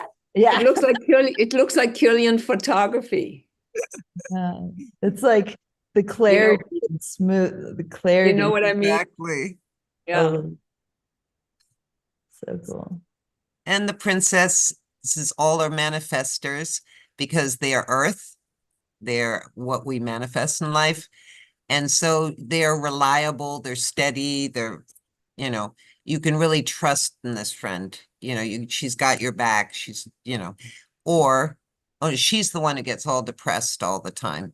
If things don't go well, then she's also going to manifest like misery. So I messed it up with one of them. I said that she manifests misery, but this is the one that manifests misery. Wow. So powerful. Yeah. Well, and then here we have, so then all the minor arcana, do you want to talk a little bit about these and then I'll talk about the ace?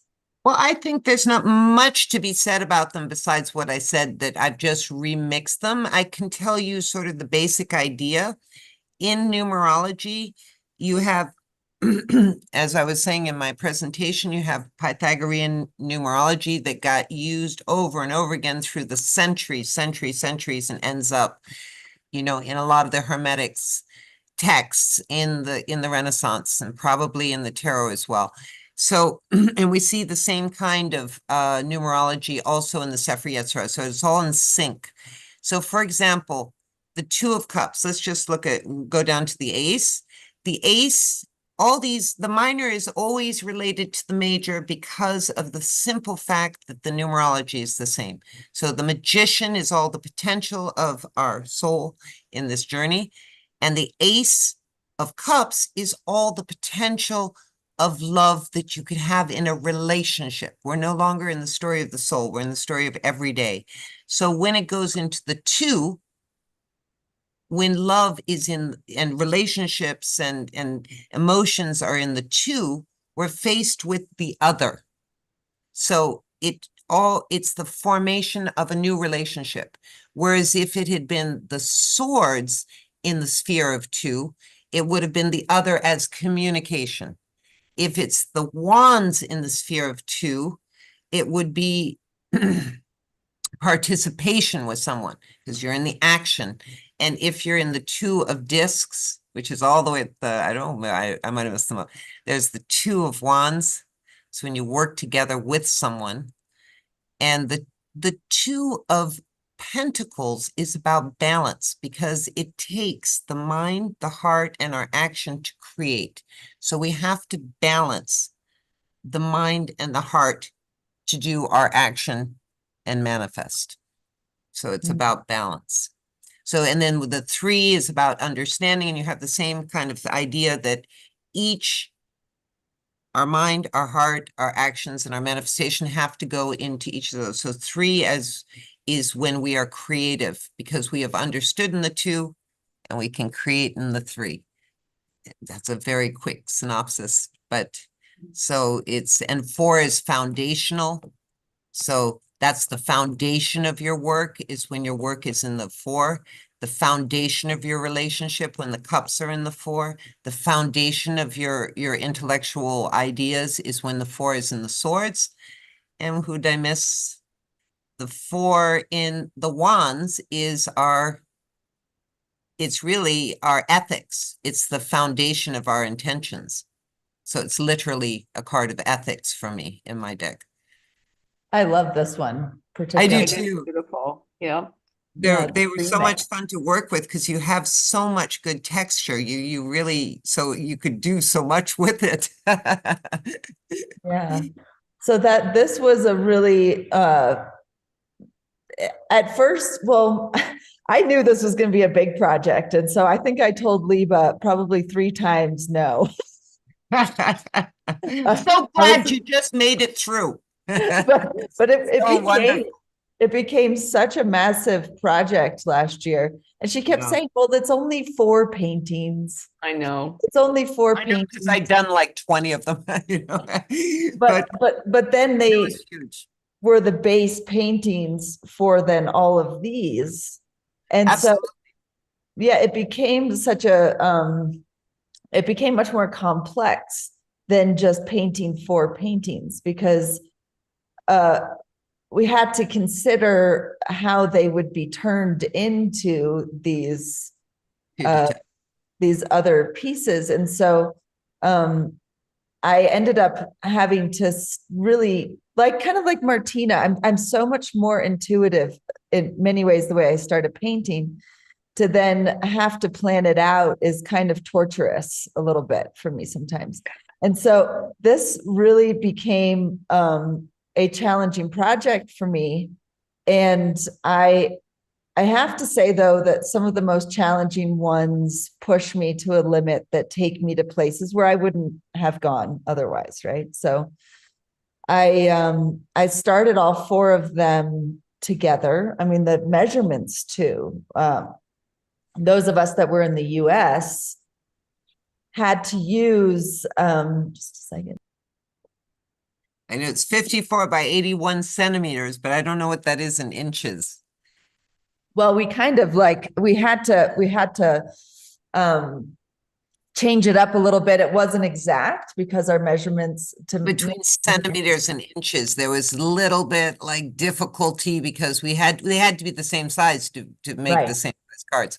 But yeah, it was a little complex. Every step of the way there was resistance.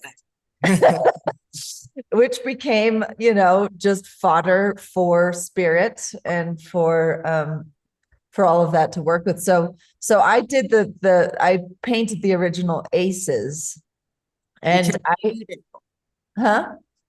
they turned out so beautifully. You would never guess that you had a hard time.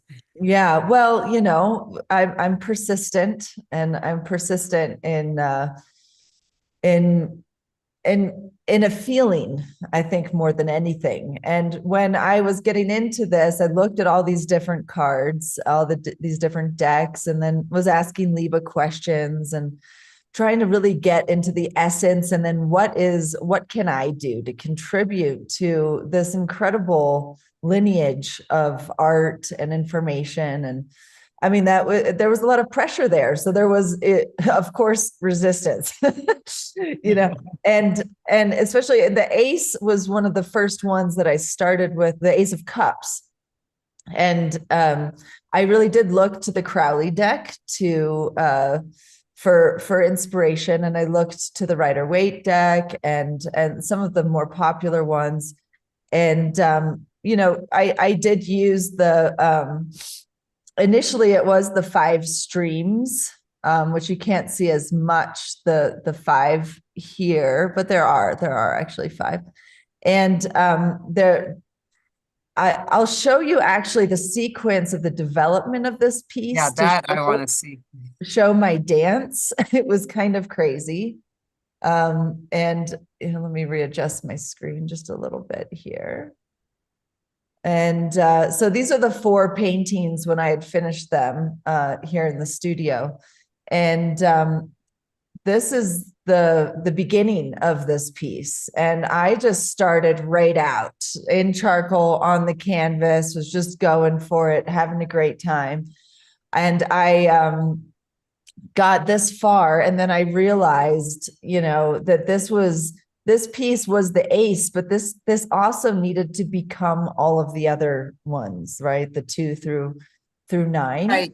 I had to be able to remix it. And if Right. you leave it to me with that already painted on there and I cut it out, there would be a big hole in the background that I couldn't remix. Exactly. So this gave me, another layer of resistance, and I was not going to start on a new canvas because these stretcher bars and these canvases were also very specific to The size. Yeah, exactly. and there's not any controlled delete motion here. This is I like my always rough think that. painting. I always think that I'll like instinctively go to rewind and I realize I can't. I'm painting.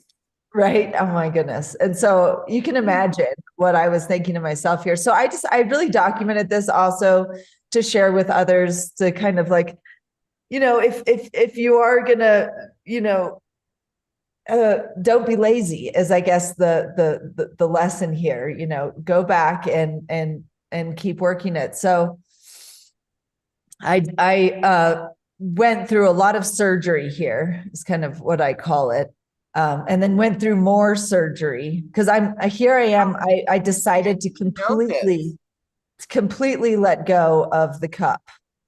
And I was actually in some really interesting other deadlines and things at the time. And so I started designing the cups, the sword, the disc, and the wand on my iPad, thinking, oh, I will be real clever and just do those on the iPad. And then I will paint them. I'll paint the backgrounds and then paint them on top.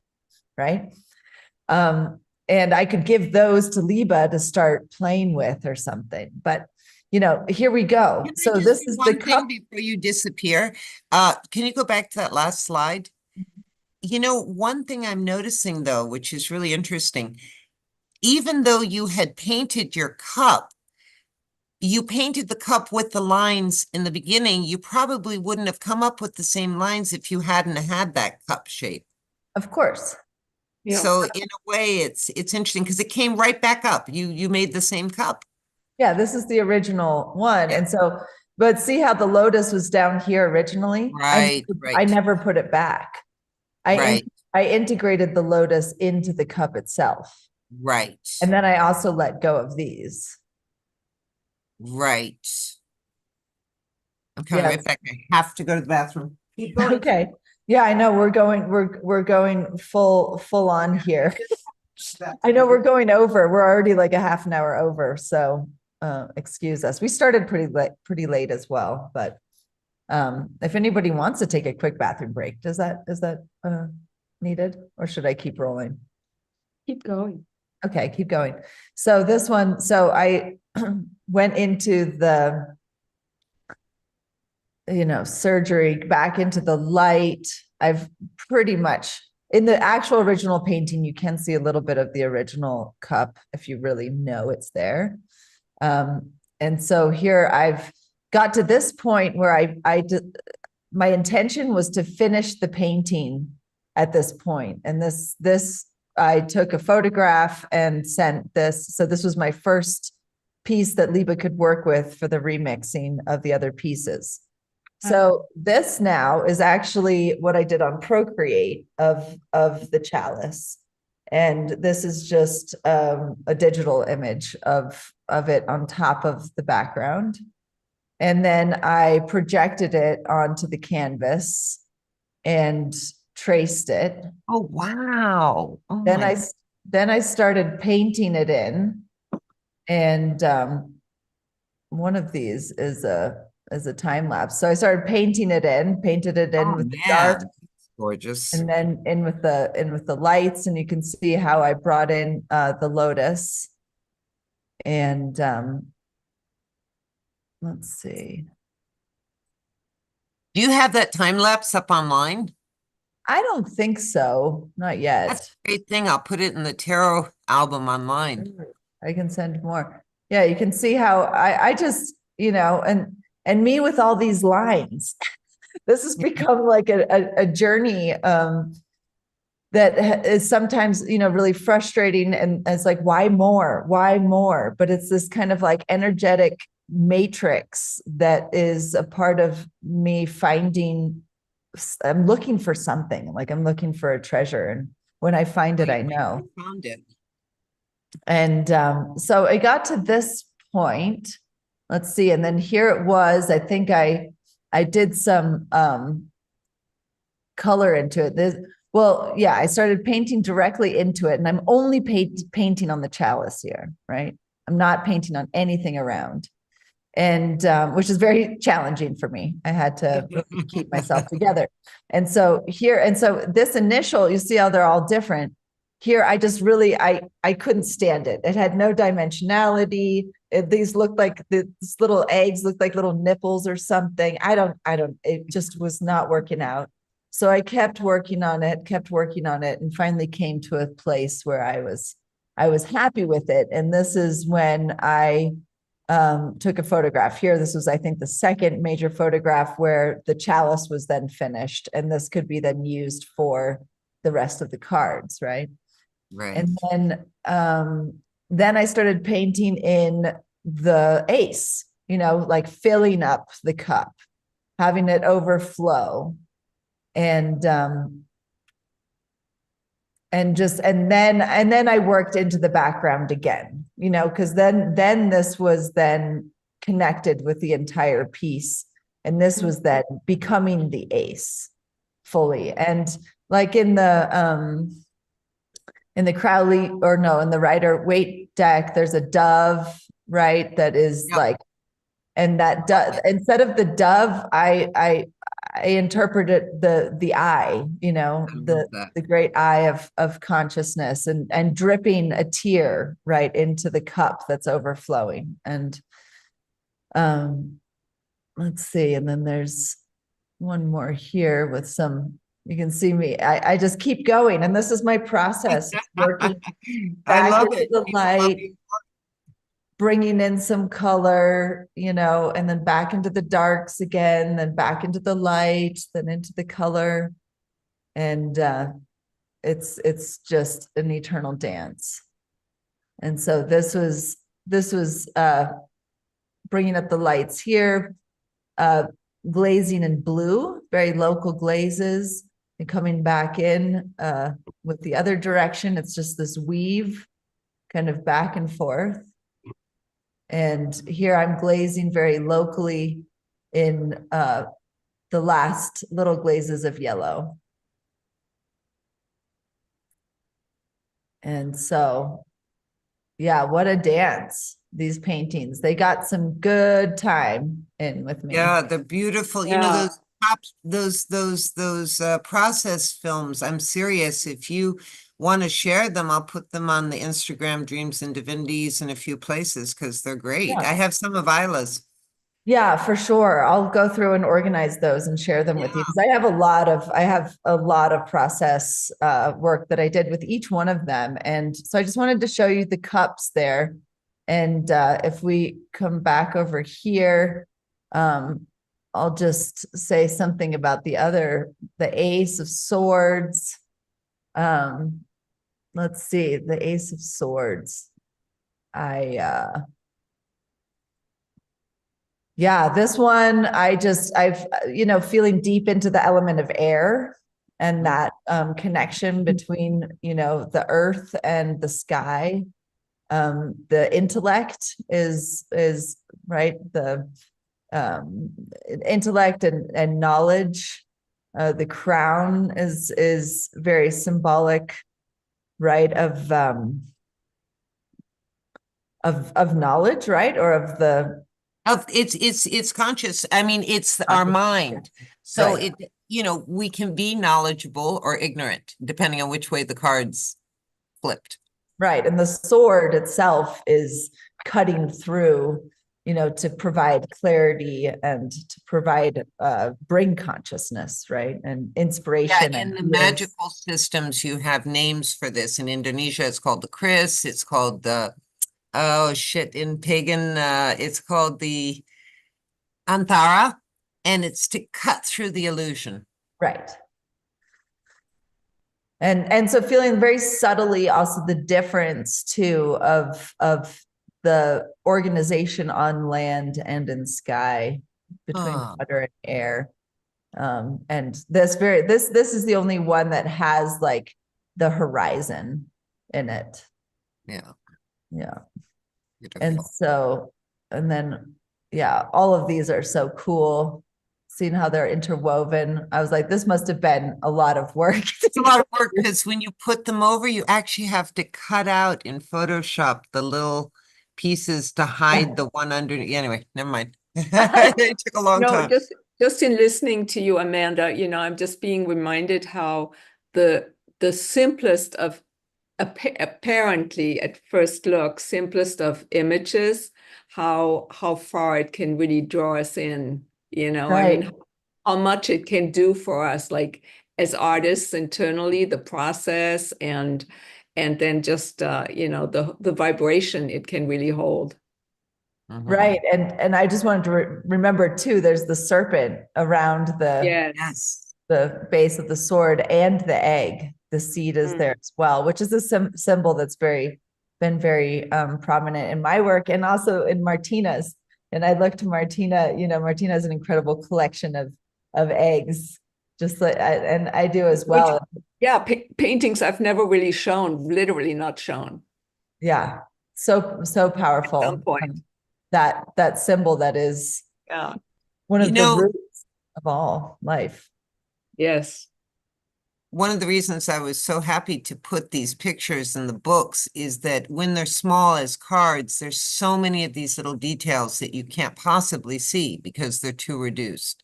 Whereas in the book, you can see these things better. It's amazing when I was working with the high def pictures, there was all bunch of stuff I discovered. Like this, you can't see it because the screen has made it fuzzy, but the blade of this sword has got like almost a Celtic knot running through it. I mean, it's just beautifully done. And it's hard to see. If you see the card, you can see it, but on the screen, it's hard to see. But there's a lot of really beautiful detailing work in your aces. Yeah, thank you.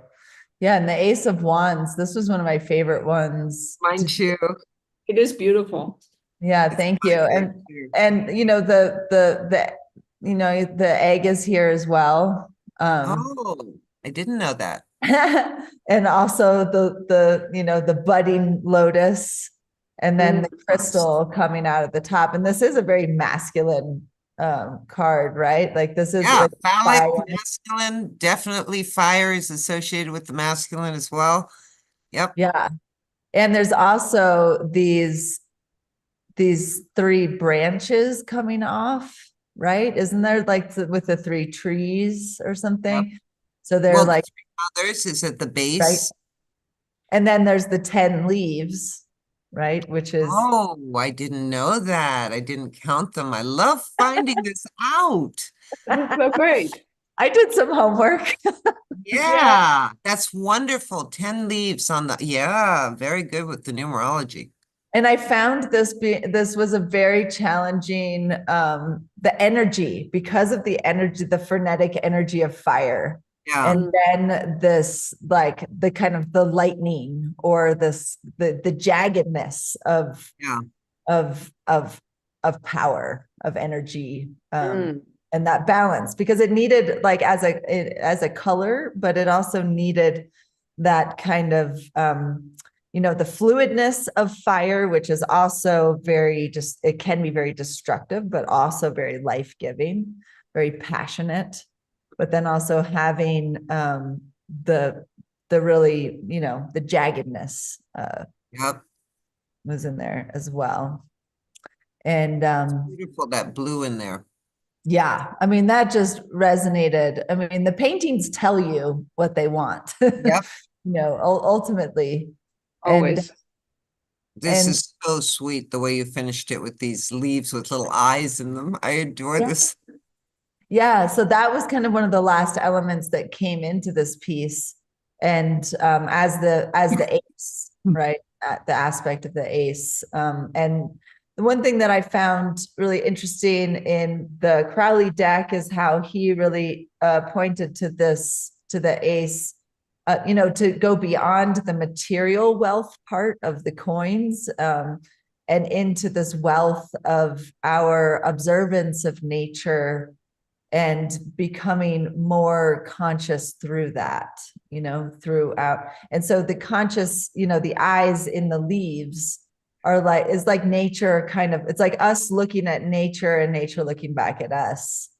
And the richness that comes through that relationship was really powerful for me in this too, with the color, and knowing this was like the element of earth, and for it to be,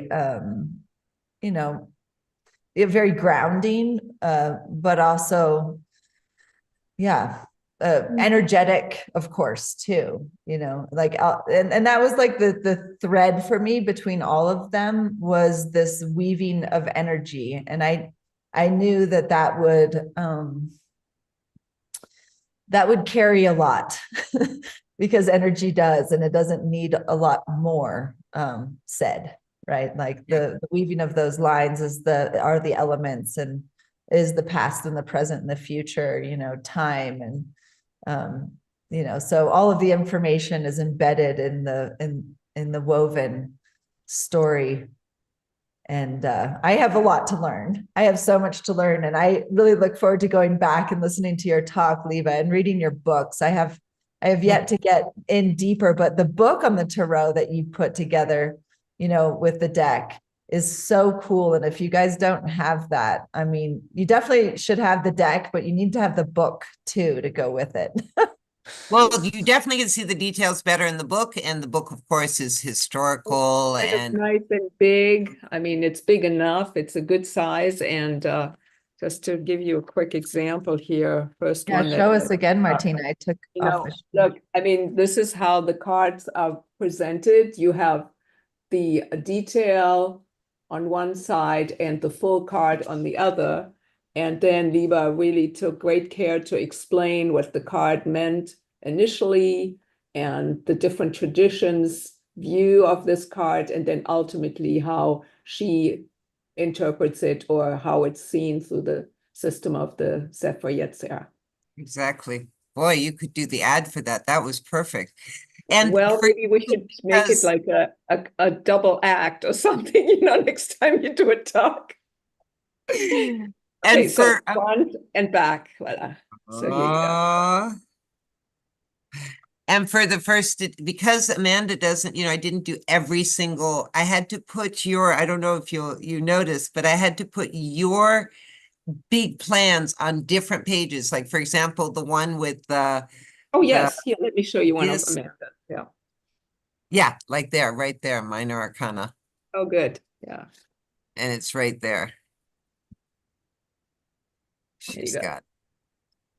Yeah, exactly. Oh, that's one of the remix, but here she's got, see on the you mean, oh yes, of course. Hang on just a second. She's got, like, I would do big pictures so that you could see it, because I don't give a full page to every one of the minor arcanas. It's just, there isn't enough to be said about it. And it's a little more different because the idea to illustrate the minor arcanas was done by Rider-Waite. It had been done before. There you go. Yeah. Yeah, this is my. So that you can see it. Dyslexia is not doing it for me right now. No, but I see it. Yes, definitely. Thank you. Okay. Beautiful.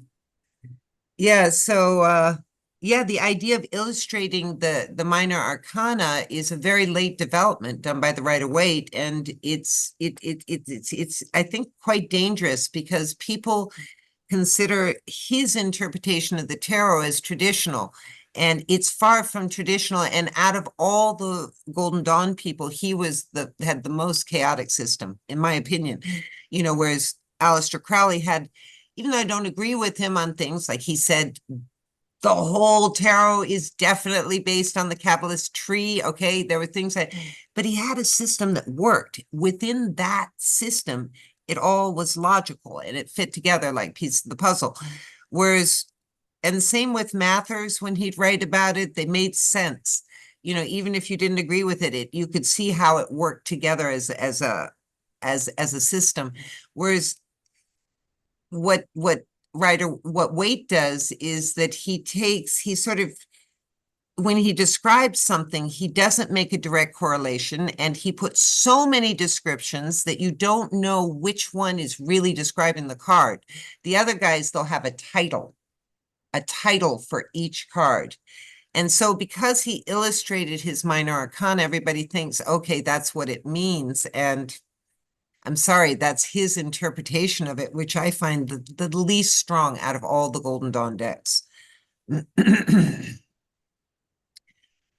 So I got back to the numerical system, which is to keep it open, and then you could get back to the Marseille system, any kind of system that came before Golden Dawn. You have a mind for numbers. Illustrated minors. Well, and that's reminded me too, of course, you didn't finish your presentation. And Yeah, do people want to keep No. hearing? Probably all want to go eat dinner. No, I'm fine. I can finish it off. There's like 3 or 4 more slides. Okay. If you want me to. I Does would everybody, do you want me to? People out there, thumbs up if I should keep going? Yeah, Okay. I see some thumbs up. Keep going. Okay. And let's do this again. Okay, so I'll finish it up. Well, this is where it gets really interesting, actually. All right, can everybody see the page? Yes. All right. We're all warmed up now. You're warmed up, man. I'm warmed up too. We should probably do a collective drawing the next time we come on. I would love that. I was thinking of that That would too. be super cool. Yeah. Okay, seeds for thought. All right, so because none of these cards had any numbers on them, we had to wait till people decided it was time. And so about in the beginning of the 16th century, so the 1500s, you start getting numbering systems. And I'm not going to go through, I just want to show you the patterns I found. Okay, so here, let me get my little pencil. Sorry, my mouse is being, okay, I got it. Let me actually make it red. Highlighter. There we go. I think that'll work. No, looks the same. Anyway, so what are the patterns we're seeing? First of all, if we're going to try to look for this numerology, which is 3, 7, 12, 7 planets, 12 constellations, and the 3 primordial mothers, if we're going to try to look for them, we have to try to look for them within these well, let me see how I can rephrase this properly.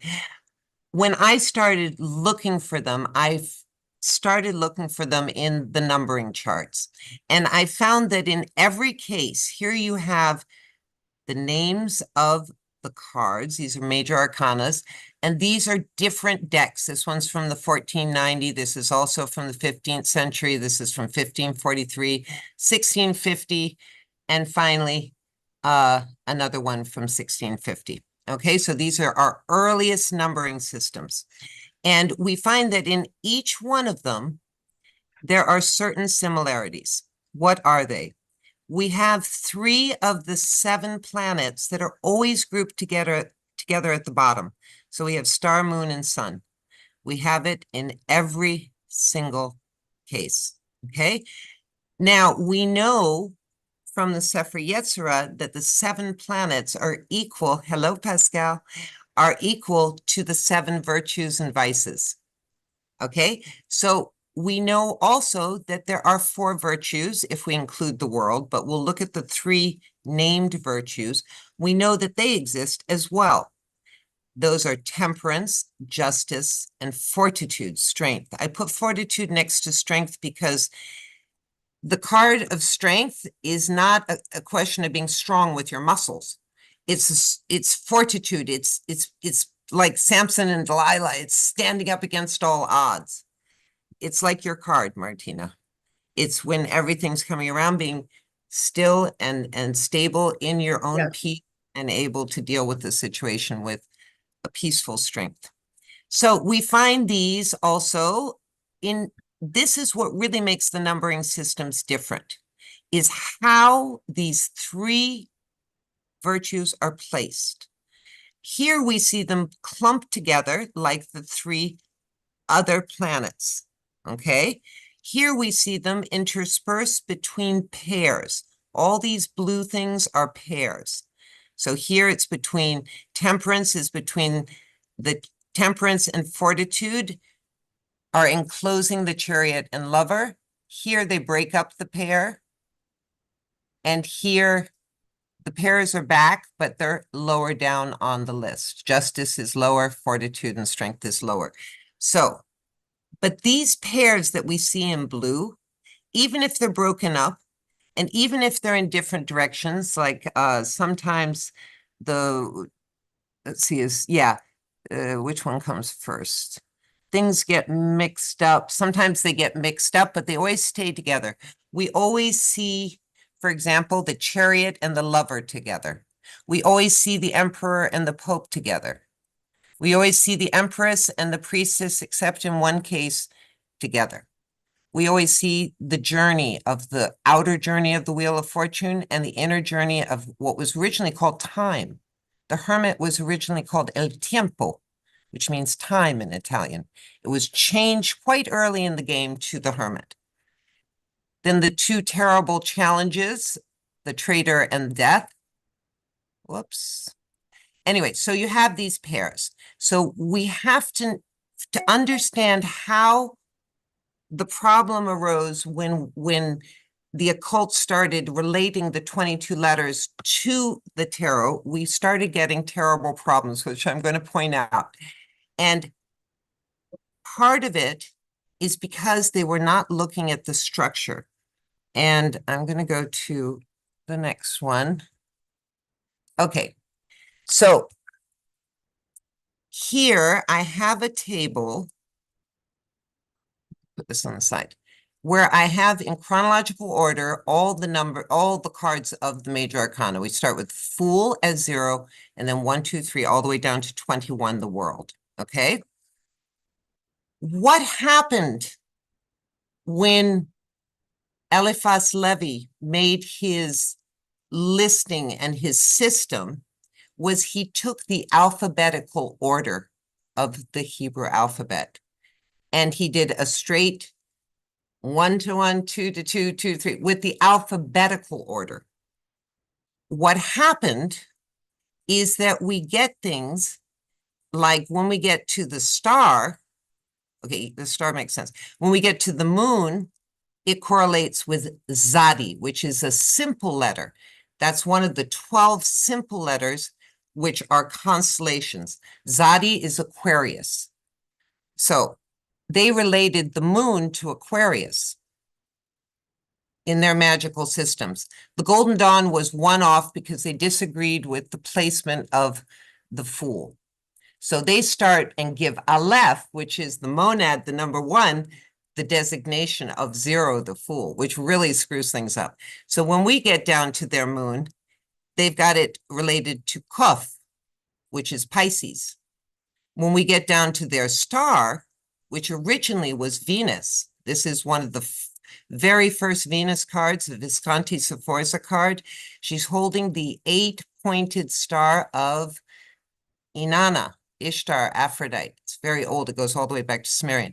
And all of their 3 cards for the sun, moon, and star are with pagan gods and goddesses. We saw Helios in the beginning of for the sun card in the beginning of this presentation.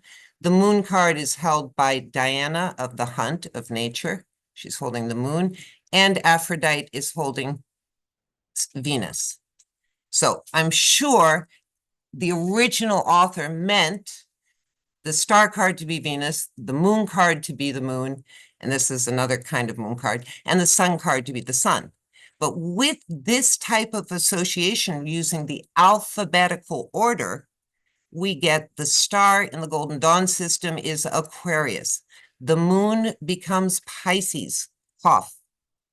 And their sun becomes Resh, which is the double letter for Mercury, the planet Mercury. So it really screws up the system because they use this alphabetical order.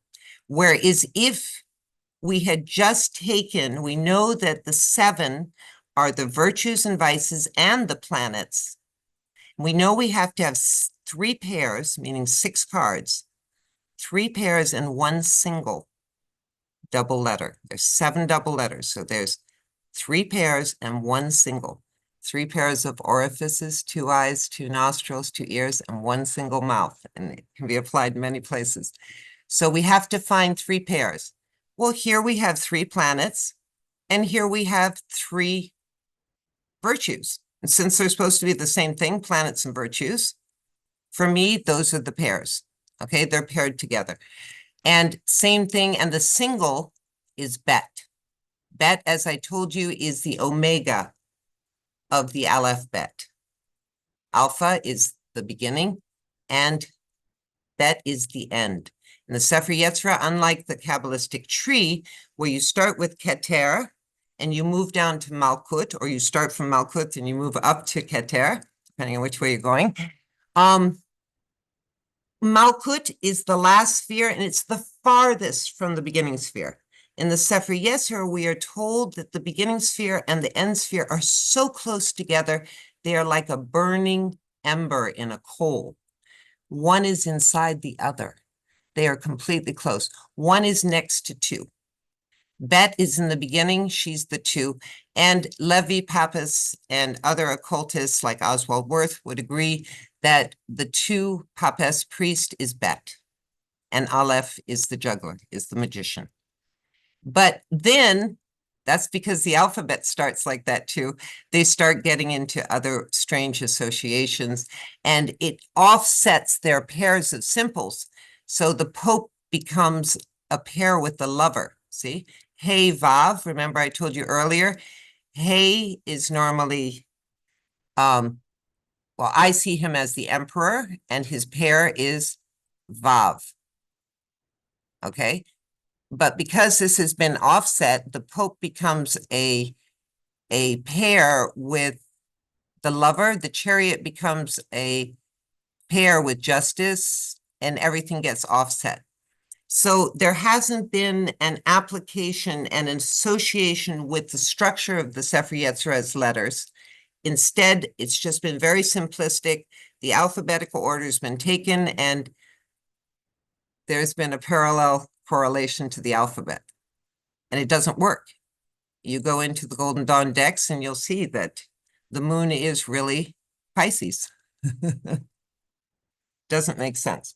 So I try to put that back in my deck. The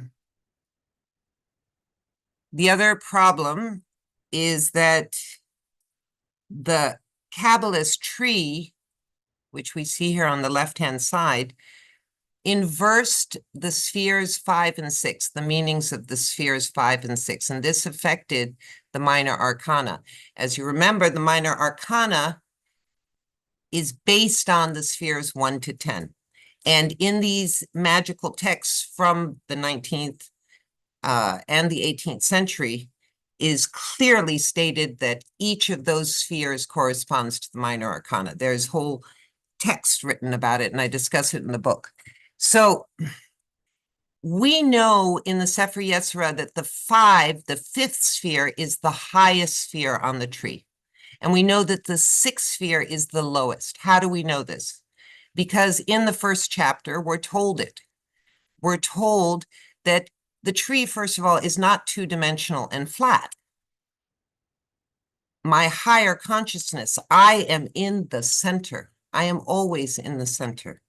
I am told to look to 5 above and seal it, face upwards and seal it with Yod He Vav. Now, any 3 letters can have 6 different configurations. So you can make 6 names with Yod He Vav. And this is what's going to happen as we approach and seal each of these directions with these 3 letters. 6, seal below, face downward and seal it with Yod Vav He. 7, face forward and seal it in the east. To seal east, we face forward, seal west, face backwards, seal south, face to the right, seal north, face to the left. We're in a 3-dimensional structure. There is nothing 2-dimensional about this tree. And we are taking the letters and we are moving them all over the place so that we can seal them in different places. So, whoops. What we're told in the Sefer Yetzirah, in the 2nd chapter, is we have to take all the letters, these 22 foundational letters. They are set in the cycle, sphere, or wheel, depending on the translation, in 231 gates. And that's another story. The cycle rotates back and forth. And a sign for this, if in good, there is nothing higher than delight, spelled O-N-G, Ayin Nun Gimel, and in evil, there is nothing lower than plague, punishment, spelled Nun Gimel, Ayin. We have the same letters, O-N-G and G-O here. We're being given a sign and a sign for this. This is the clue for the enigma that is being given. A sign for this, that the letters cycle in a sphere or wheel. The sign for this, the clue for this, is that when you take the 3 letters, which we see here, O, N, G, and we have them at the top of the tree, if they are in the highest sphere, it brings out their positive character. Remember, they are polarized. So Gimel in its highest state is peace, Nun is movement, and O is laughter. So you have peaceful laughter in movement, which spells delight. But when those letters cycle, because they cycle, they turn, these rings turn.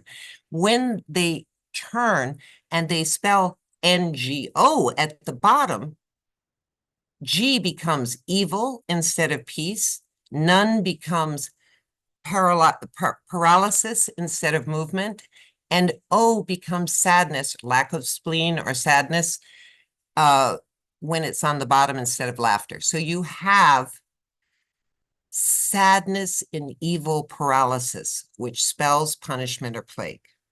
So this is the way this symbol works. It rotates letters, and we're told that it can make so many words that it's limitless, because we can combine all the letters to make all the words that we think with. And this little universal tree, we're told how to put them on the rings. We're even told in the text that the mother letters and the fathers they bear are mystical rings. Nowhere is it told that they are straight or flat. So it's a totally different system than the 2-dimensional system of the Kabbalist tree, which came, let's see, over 1,000 years after we first hear about the Sefer Yetzirah. This tree came out over 1,000 years later, and I think the Sefer Yetzirah system dates all the way back to the Bronze Age, which is what the Triple Goddess series is about. So the problem is, because they mixed, what the Kabbalist tree did is they took the highest sphere of 5 and they put it as Gevura, guilt or severity. And then they took the 6th sphere, which is where all the evil words are made, and they put it in the center and made it Tippereth, which is the center of beauty. They flipped it. They also flipped the idea of Kether.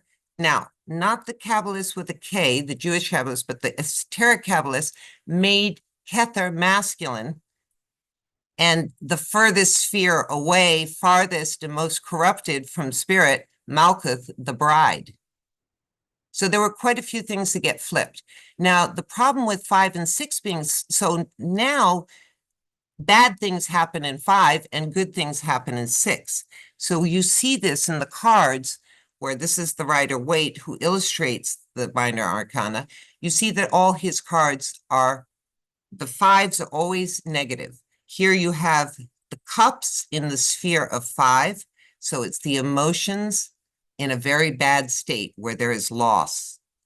And when we get to 6, everything's great because it's Tiphareth, it's the center, and everything is regained and there's beauty. But 6 in the original system, before everything got flipped around, was where bad things happen. And that's why we have 666 as the sign of the devil, not 555. 6 is a traditionally bad number. So this got flipped around in the Kabbalist tree, which affected the later tarot that we see. So this is, and we see it in the Aleister Crowley. 5 is disappointment, but 6 is pleasure, which is delight, which should have been 5, because in chapter 2 of the Sefer Yetzirah, we hear there's nothing higher than delight, right? So 5 is the highest state, should have been delight. So those got flipped. So this is the last slide, and it's a quick recap. I just have to put this down here. So here I'm just showing the association of the Sefer Yetzirah cyclical tree with the tarot. So you have 22 archetypes of space and soul.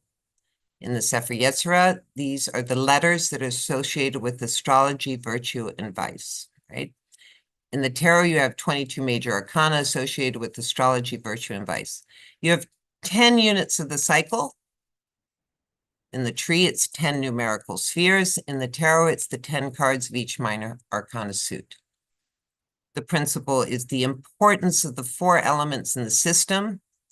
In the Sefer Yetzirah, the first 3 fathers express life as the 4 elements. They're foundational to the whole experience. And in the tarot, the 4 suits of the tarot are expressed through the 4 elements. In terms of pairs of complements and contrasts, we're told in the Sefer Yetzirah that the letters, quote, stand in war.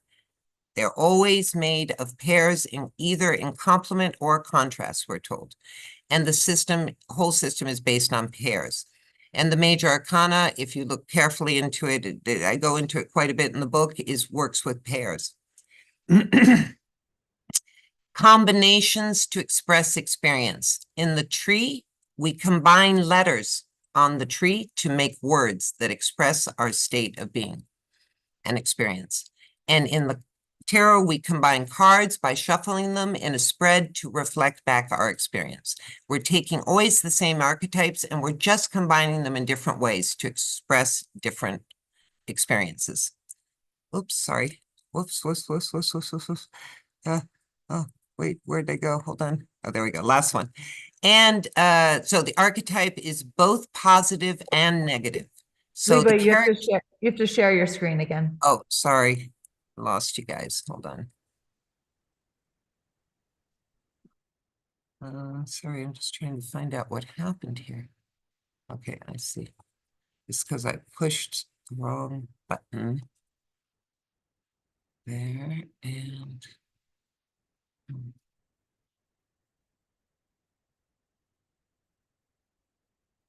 Yes, we can see it. all right, there we go. Sorry about that. It's because I have to keep moving this little menu around. Okay, so the archetype is both positive and negative.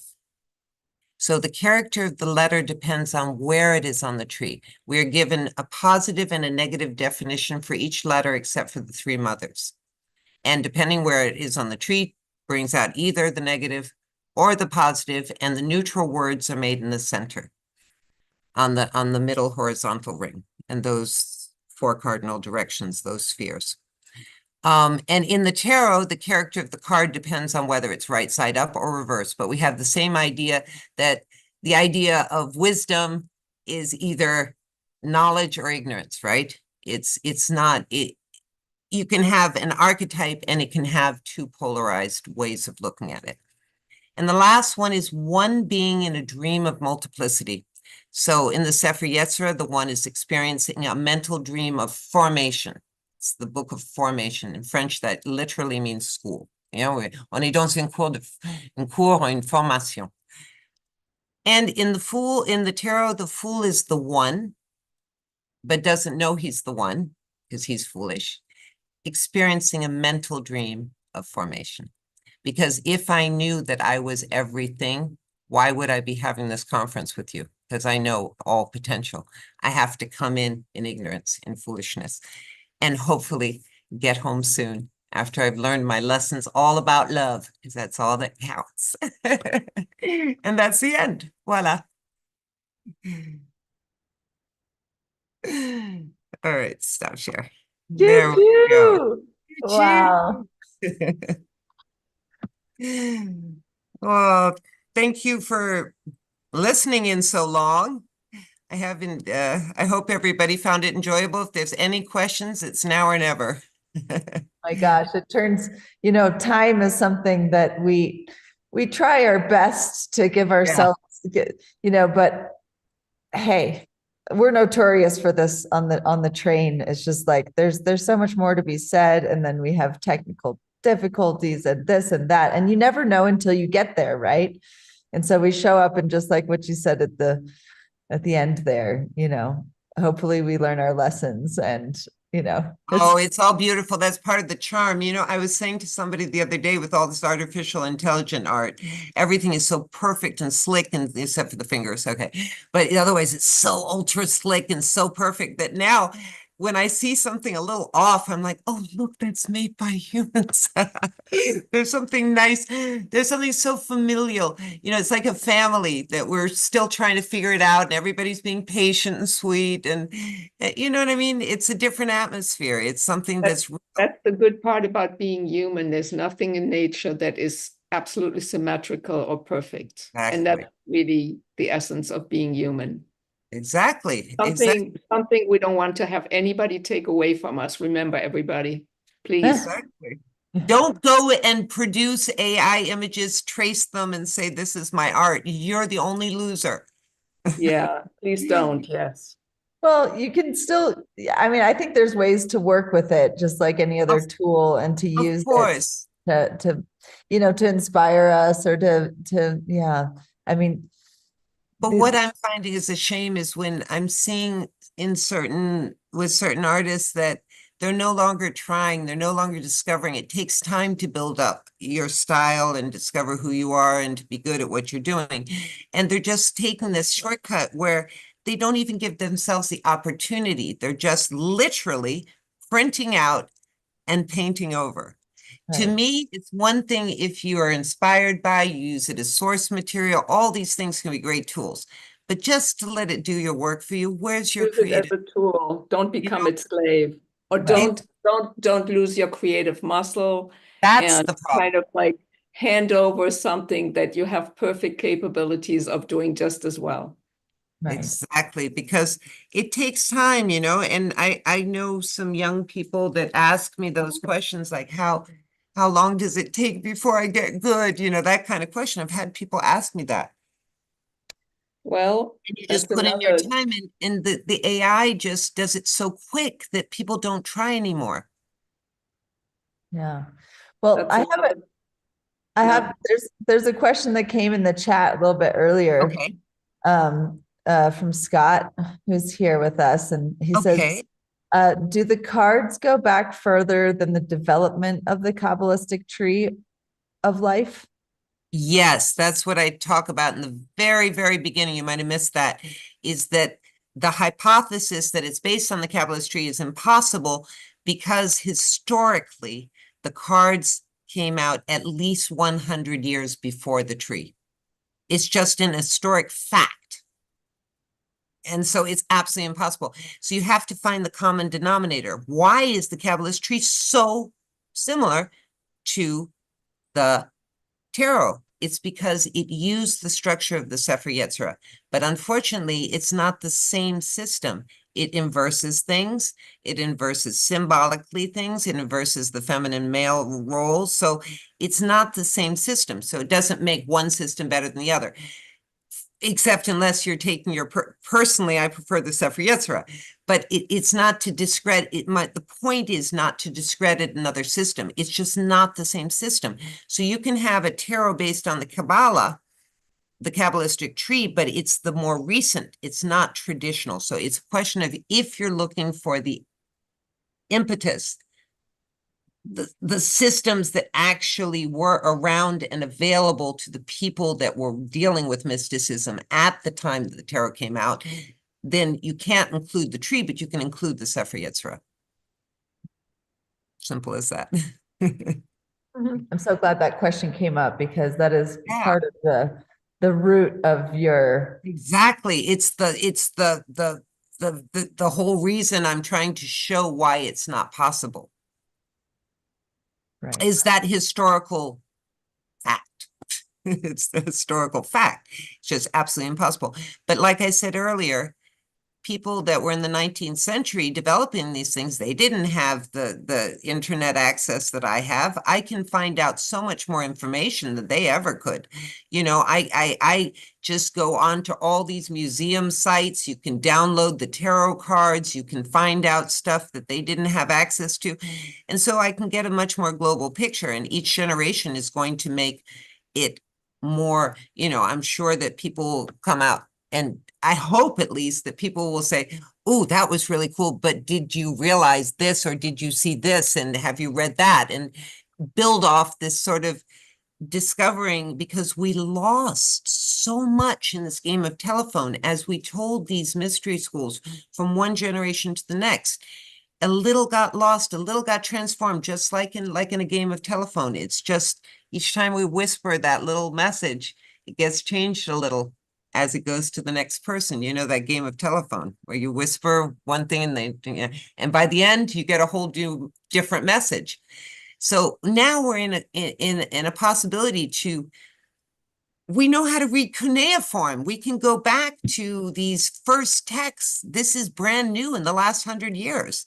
You know, we can see where these systems evolved from.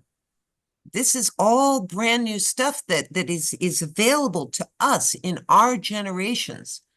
You know, so it's really an exciting moment to be alive and to sort of unravel this mystery. And for me, I feel like I was born a female in this life to rebalance the sacred feminine. I feel like that's one of my major destinies. You know, I work for the goddess. I am that, not because she's better than the god, because the sacred divine should be in balance. That's it. It's all about balance. It's all about balance. Yeah. And it's a great reminder too, Liba, knowing how far we've come with the system. It's also a great reminder to realize that the system, it's a live system that keeps evolving, as it is right now. Yeah, you know, right this second, we're evolving the shit. Yeah. Yeah, absolutely. There's also been a question in here, like, could this be turned into a course? Have you ever thought of teaching about, you know, in this? I've actually had two different people ask me if I could take them on and really teach them how to read the thing.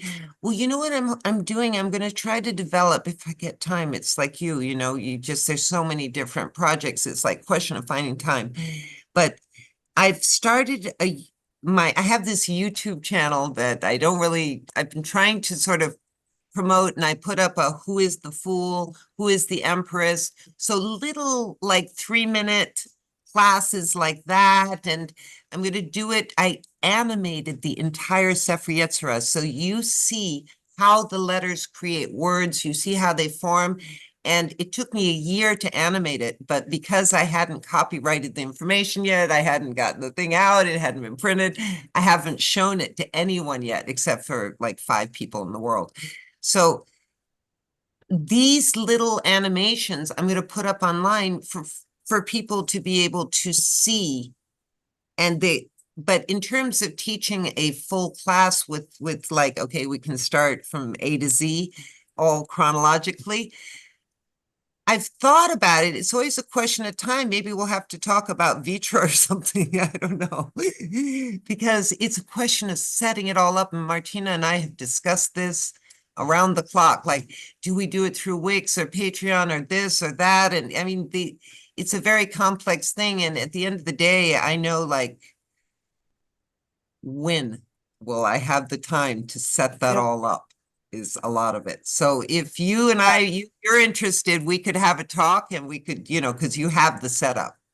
Yeah, we do. I mean, that's Scott just wrote, have you thought about Vitra as a vehicle to reach people as That's well? what I'm talking about right now. Online with cool people. And I think, the vision train, I mean, there's a part of me that was like, well, we have this, like a lot of systems already built with the vision train too. You could also even start a somewhat informal thing, even via the vision train with a monthly meetup, with a little bit of a theme or a talk first that then moves into a discussion. It could be something though that you do put a paywall on, of course, and because it's a lot of work to commit to something like that and putting something like that together. So I'm happy to talk with you further about it.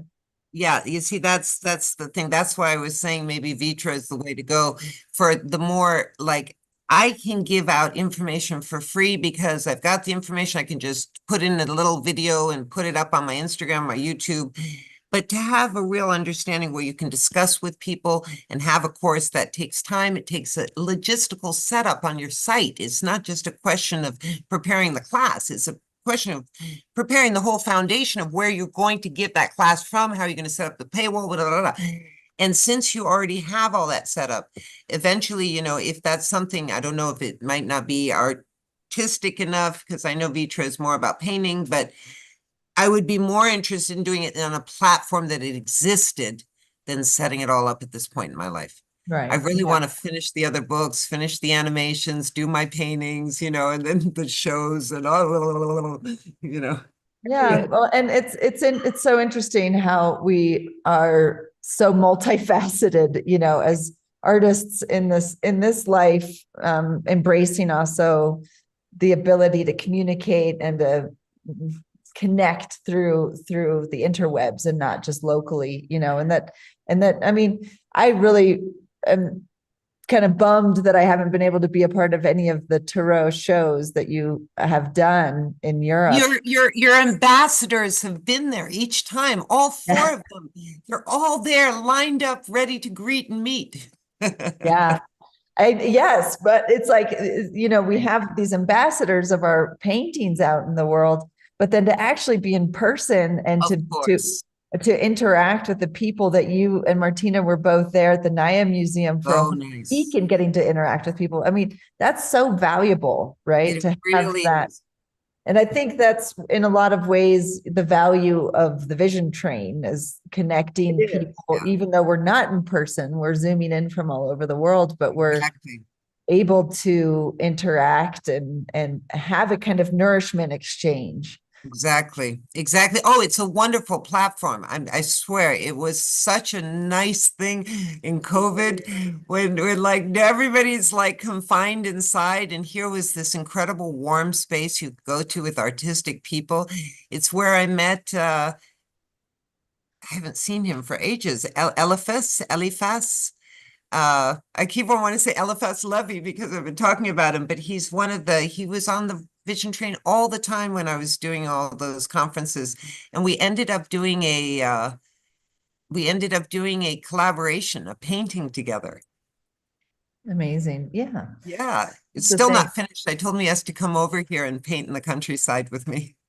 Well, it's going to take a lifetime to meet a lot of the people, in the vision train. I've been able to, little bits and of course times that we get to convene, but it's still just the beginning. And I really appreciate all the, the encouragement, the participation, and all of you guys that have shown up today to be here a part of this. And I would, and does anybody else have anything they want to put in the pot before we close out the stream? Anything related to the tarot and to this incredible project? You're welcome to unmute too. We can kind of go. A lot of people don't have their. Because you're all on mute. So if you want to ask a question, and if I hop in and out, it's about 20 past 10 at night, and we're waiting to have dinner. So we are too. But I'll be there. I'll keep it open, but never mind me coming and just listening like that. Bon appetit.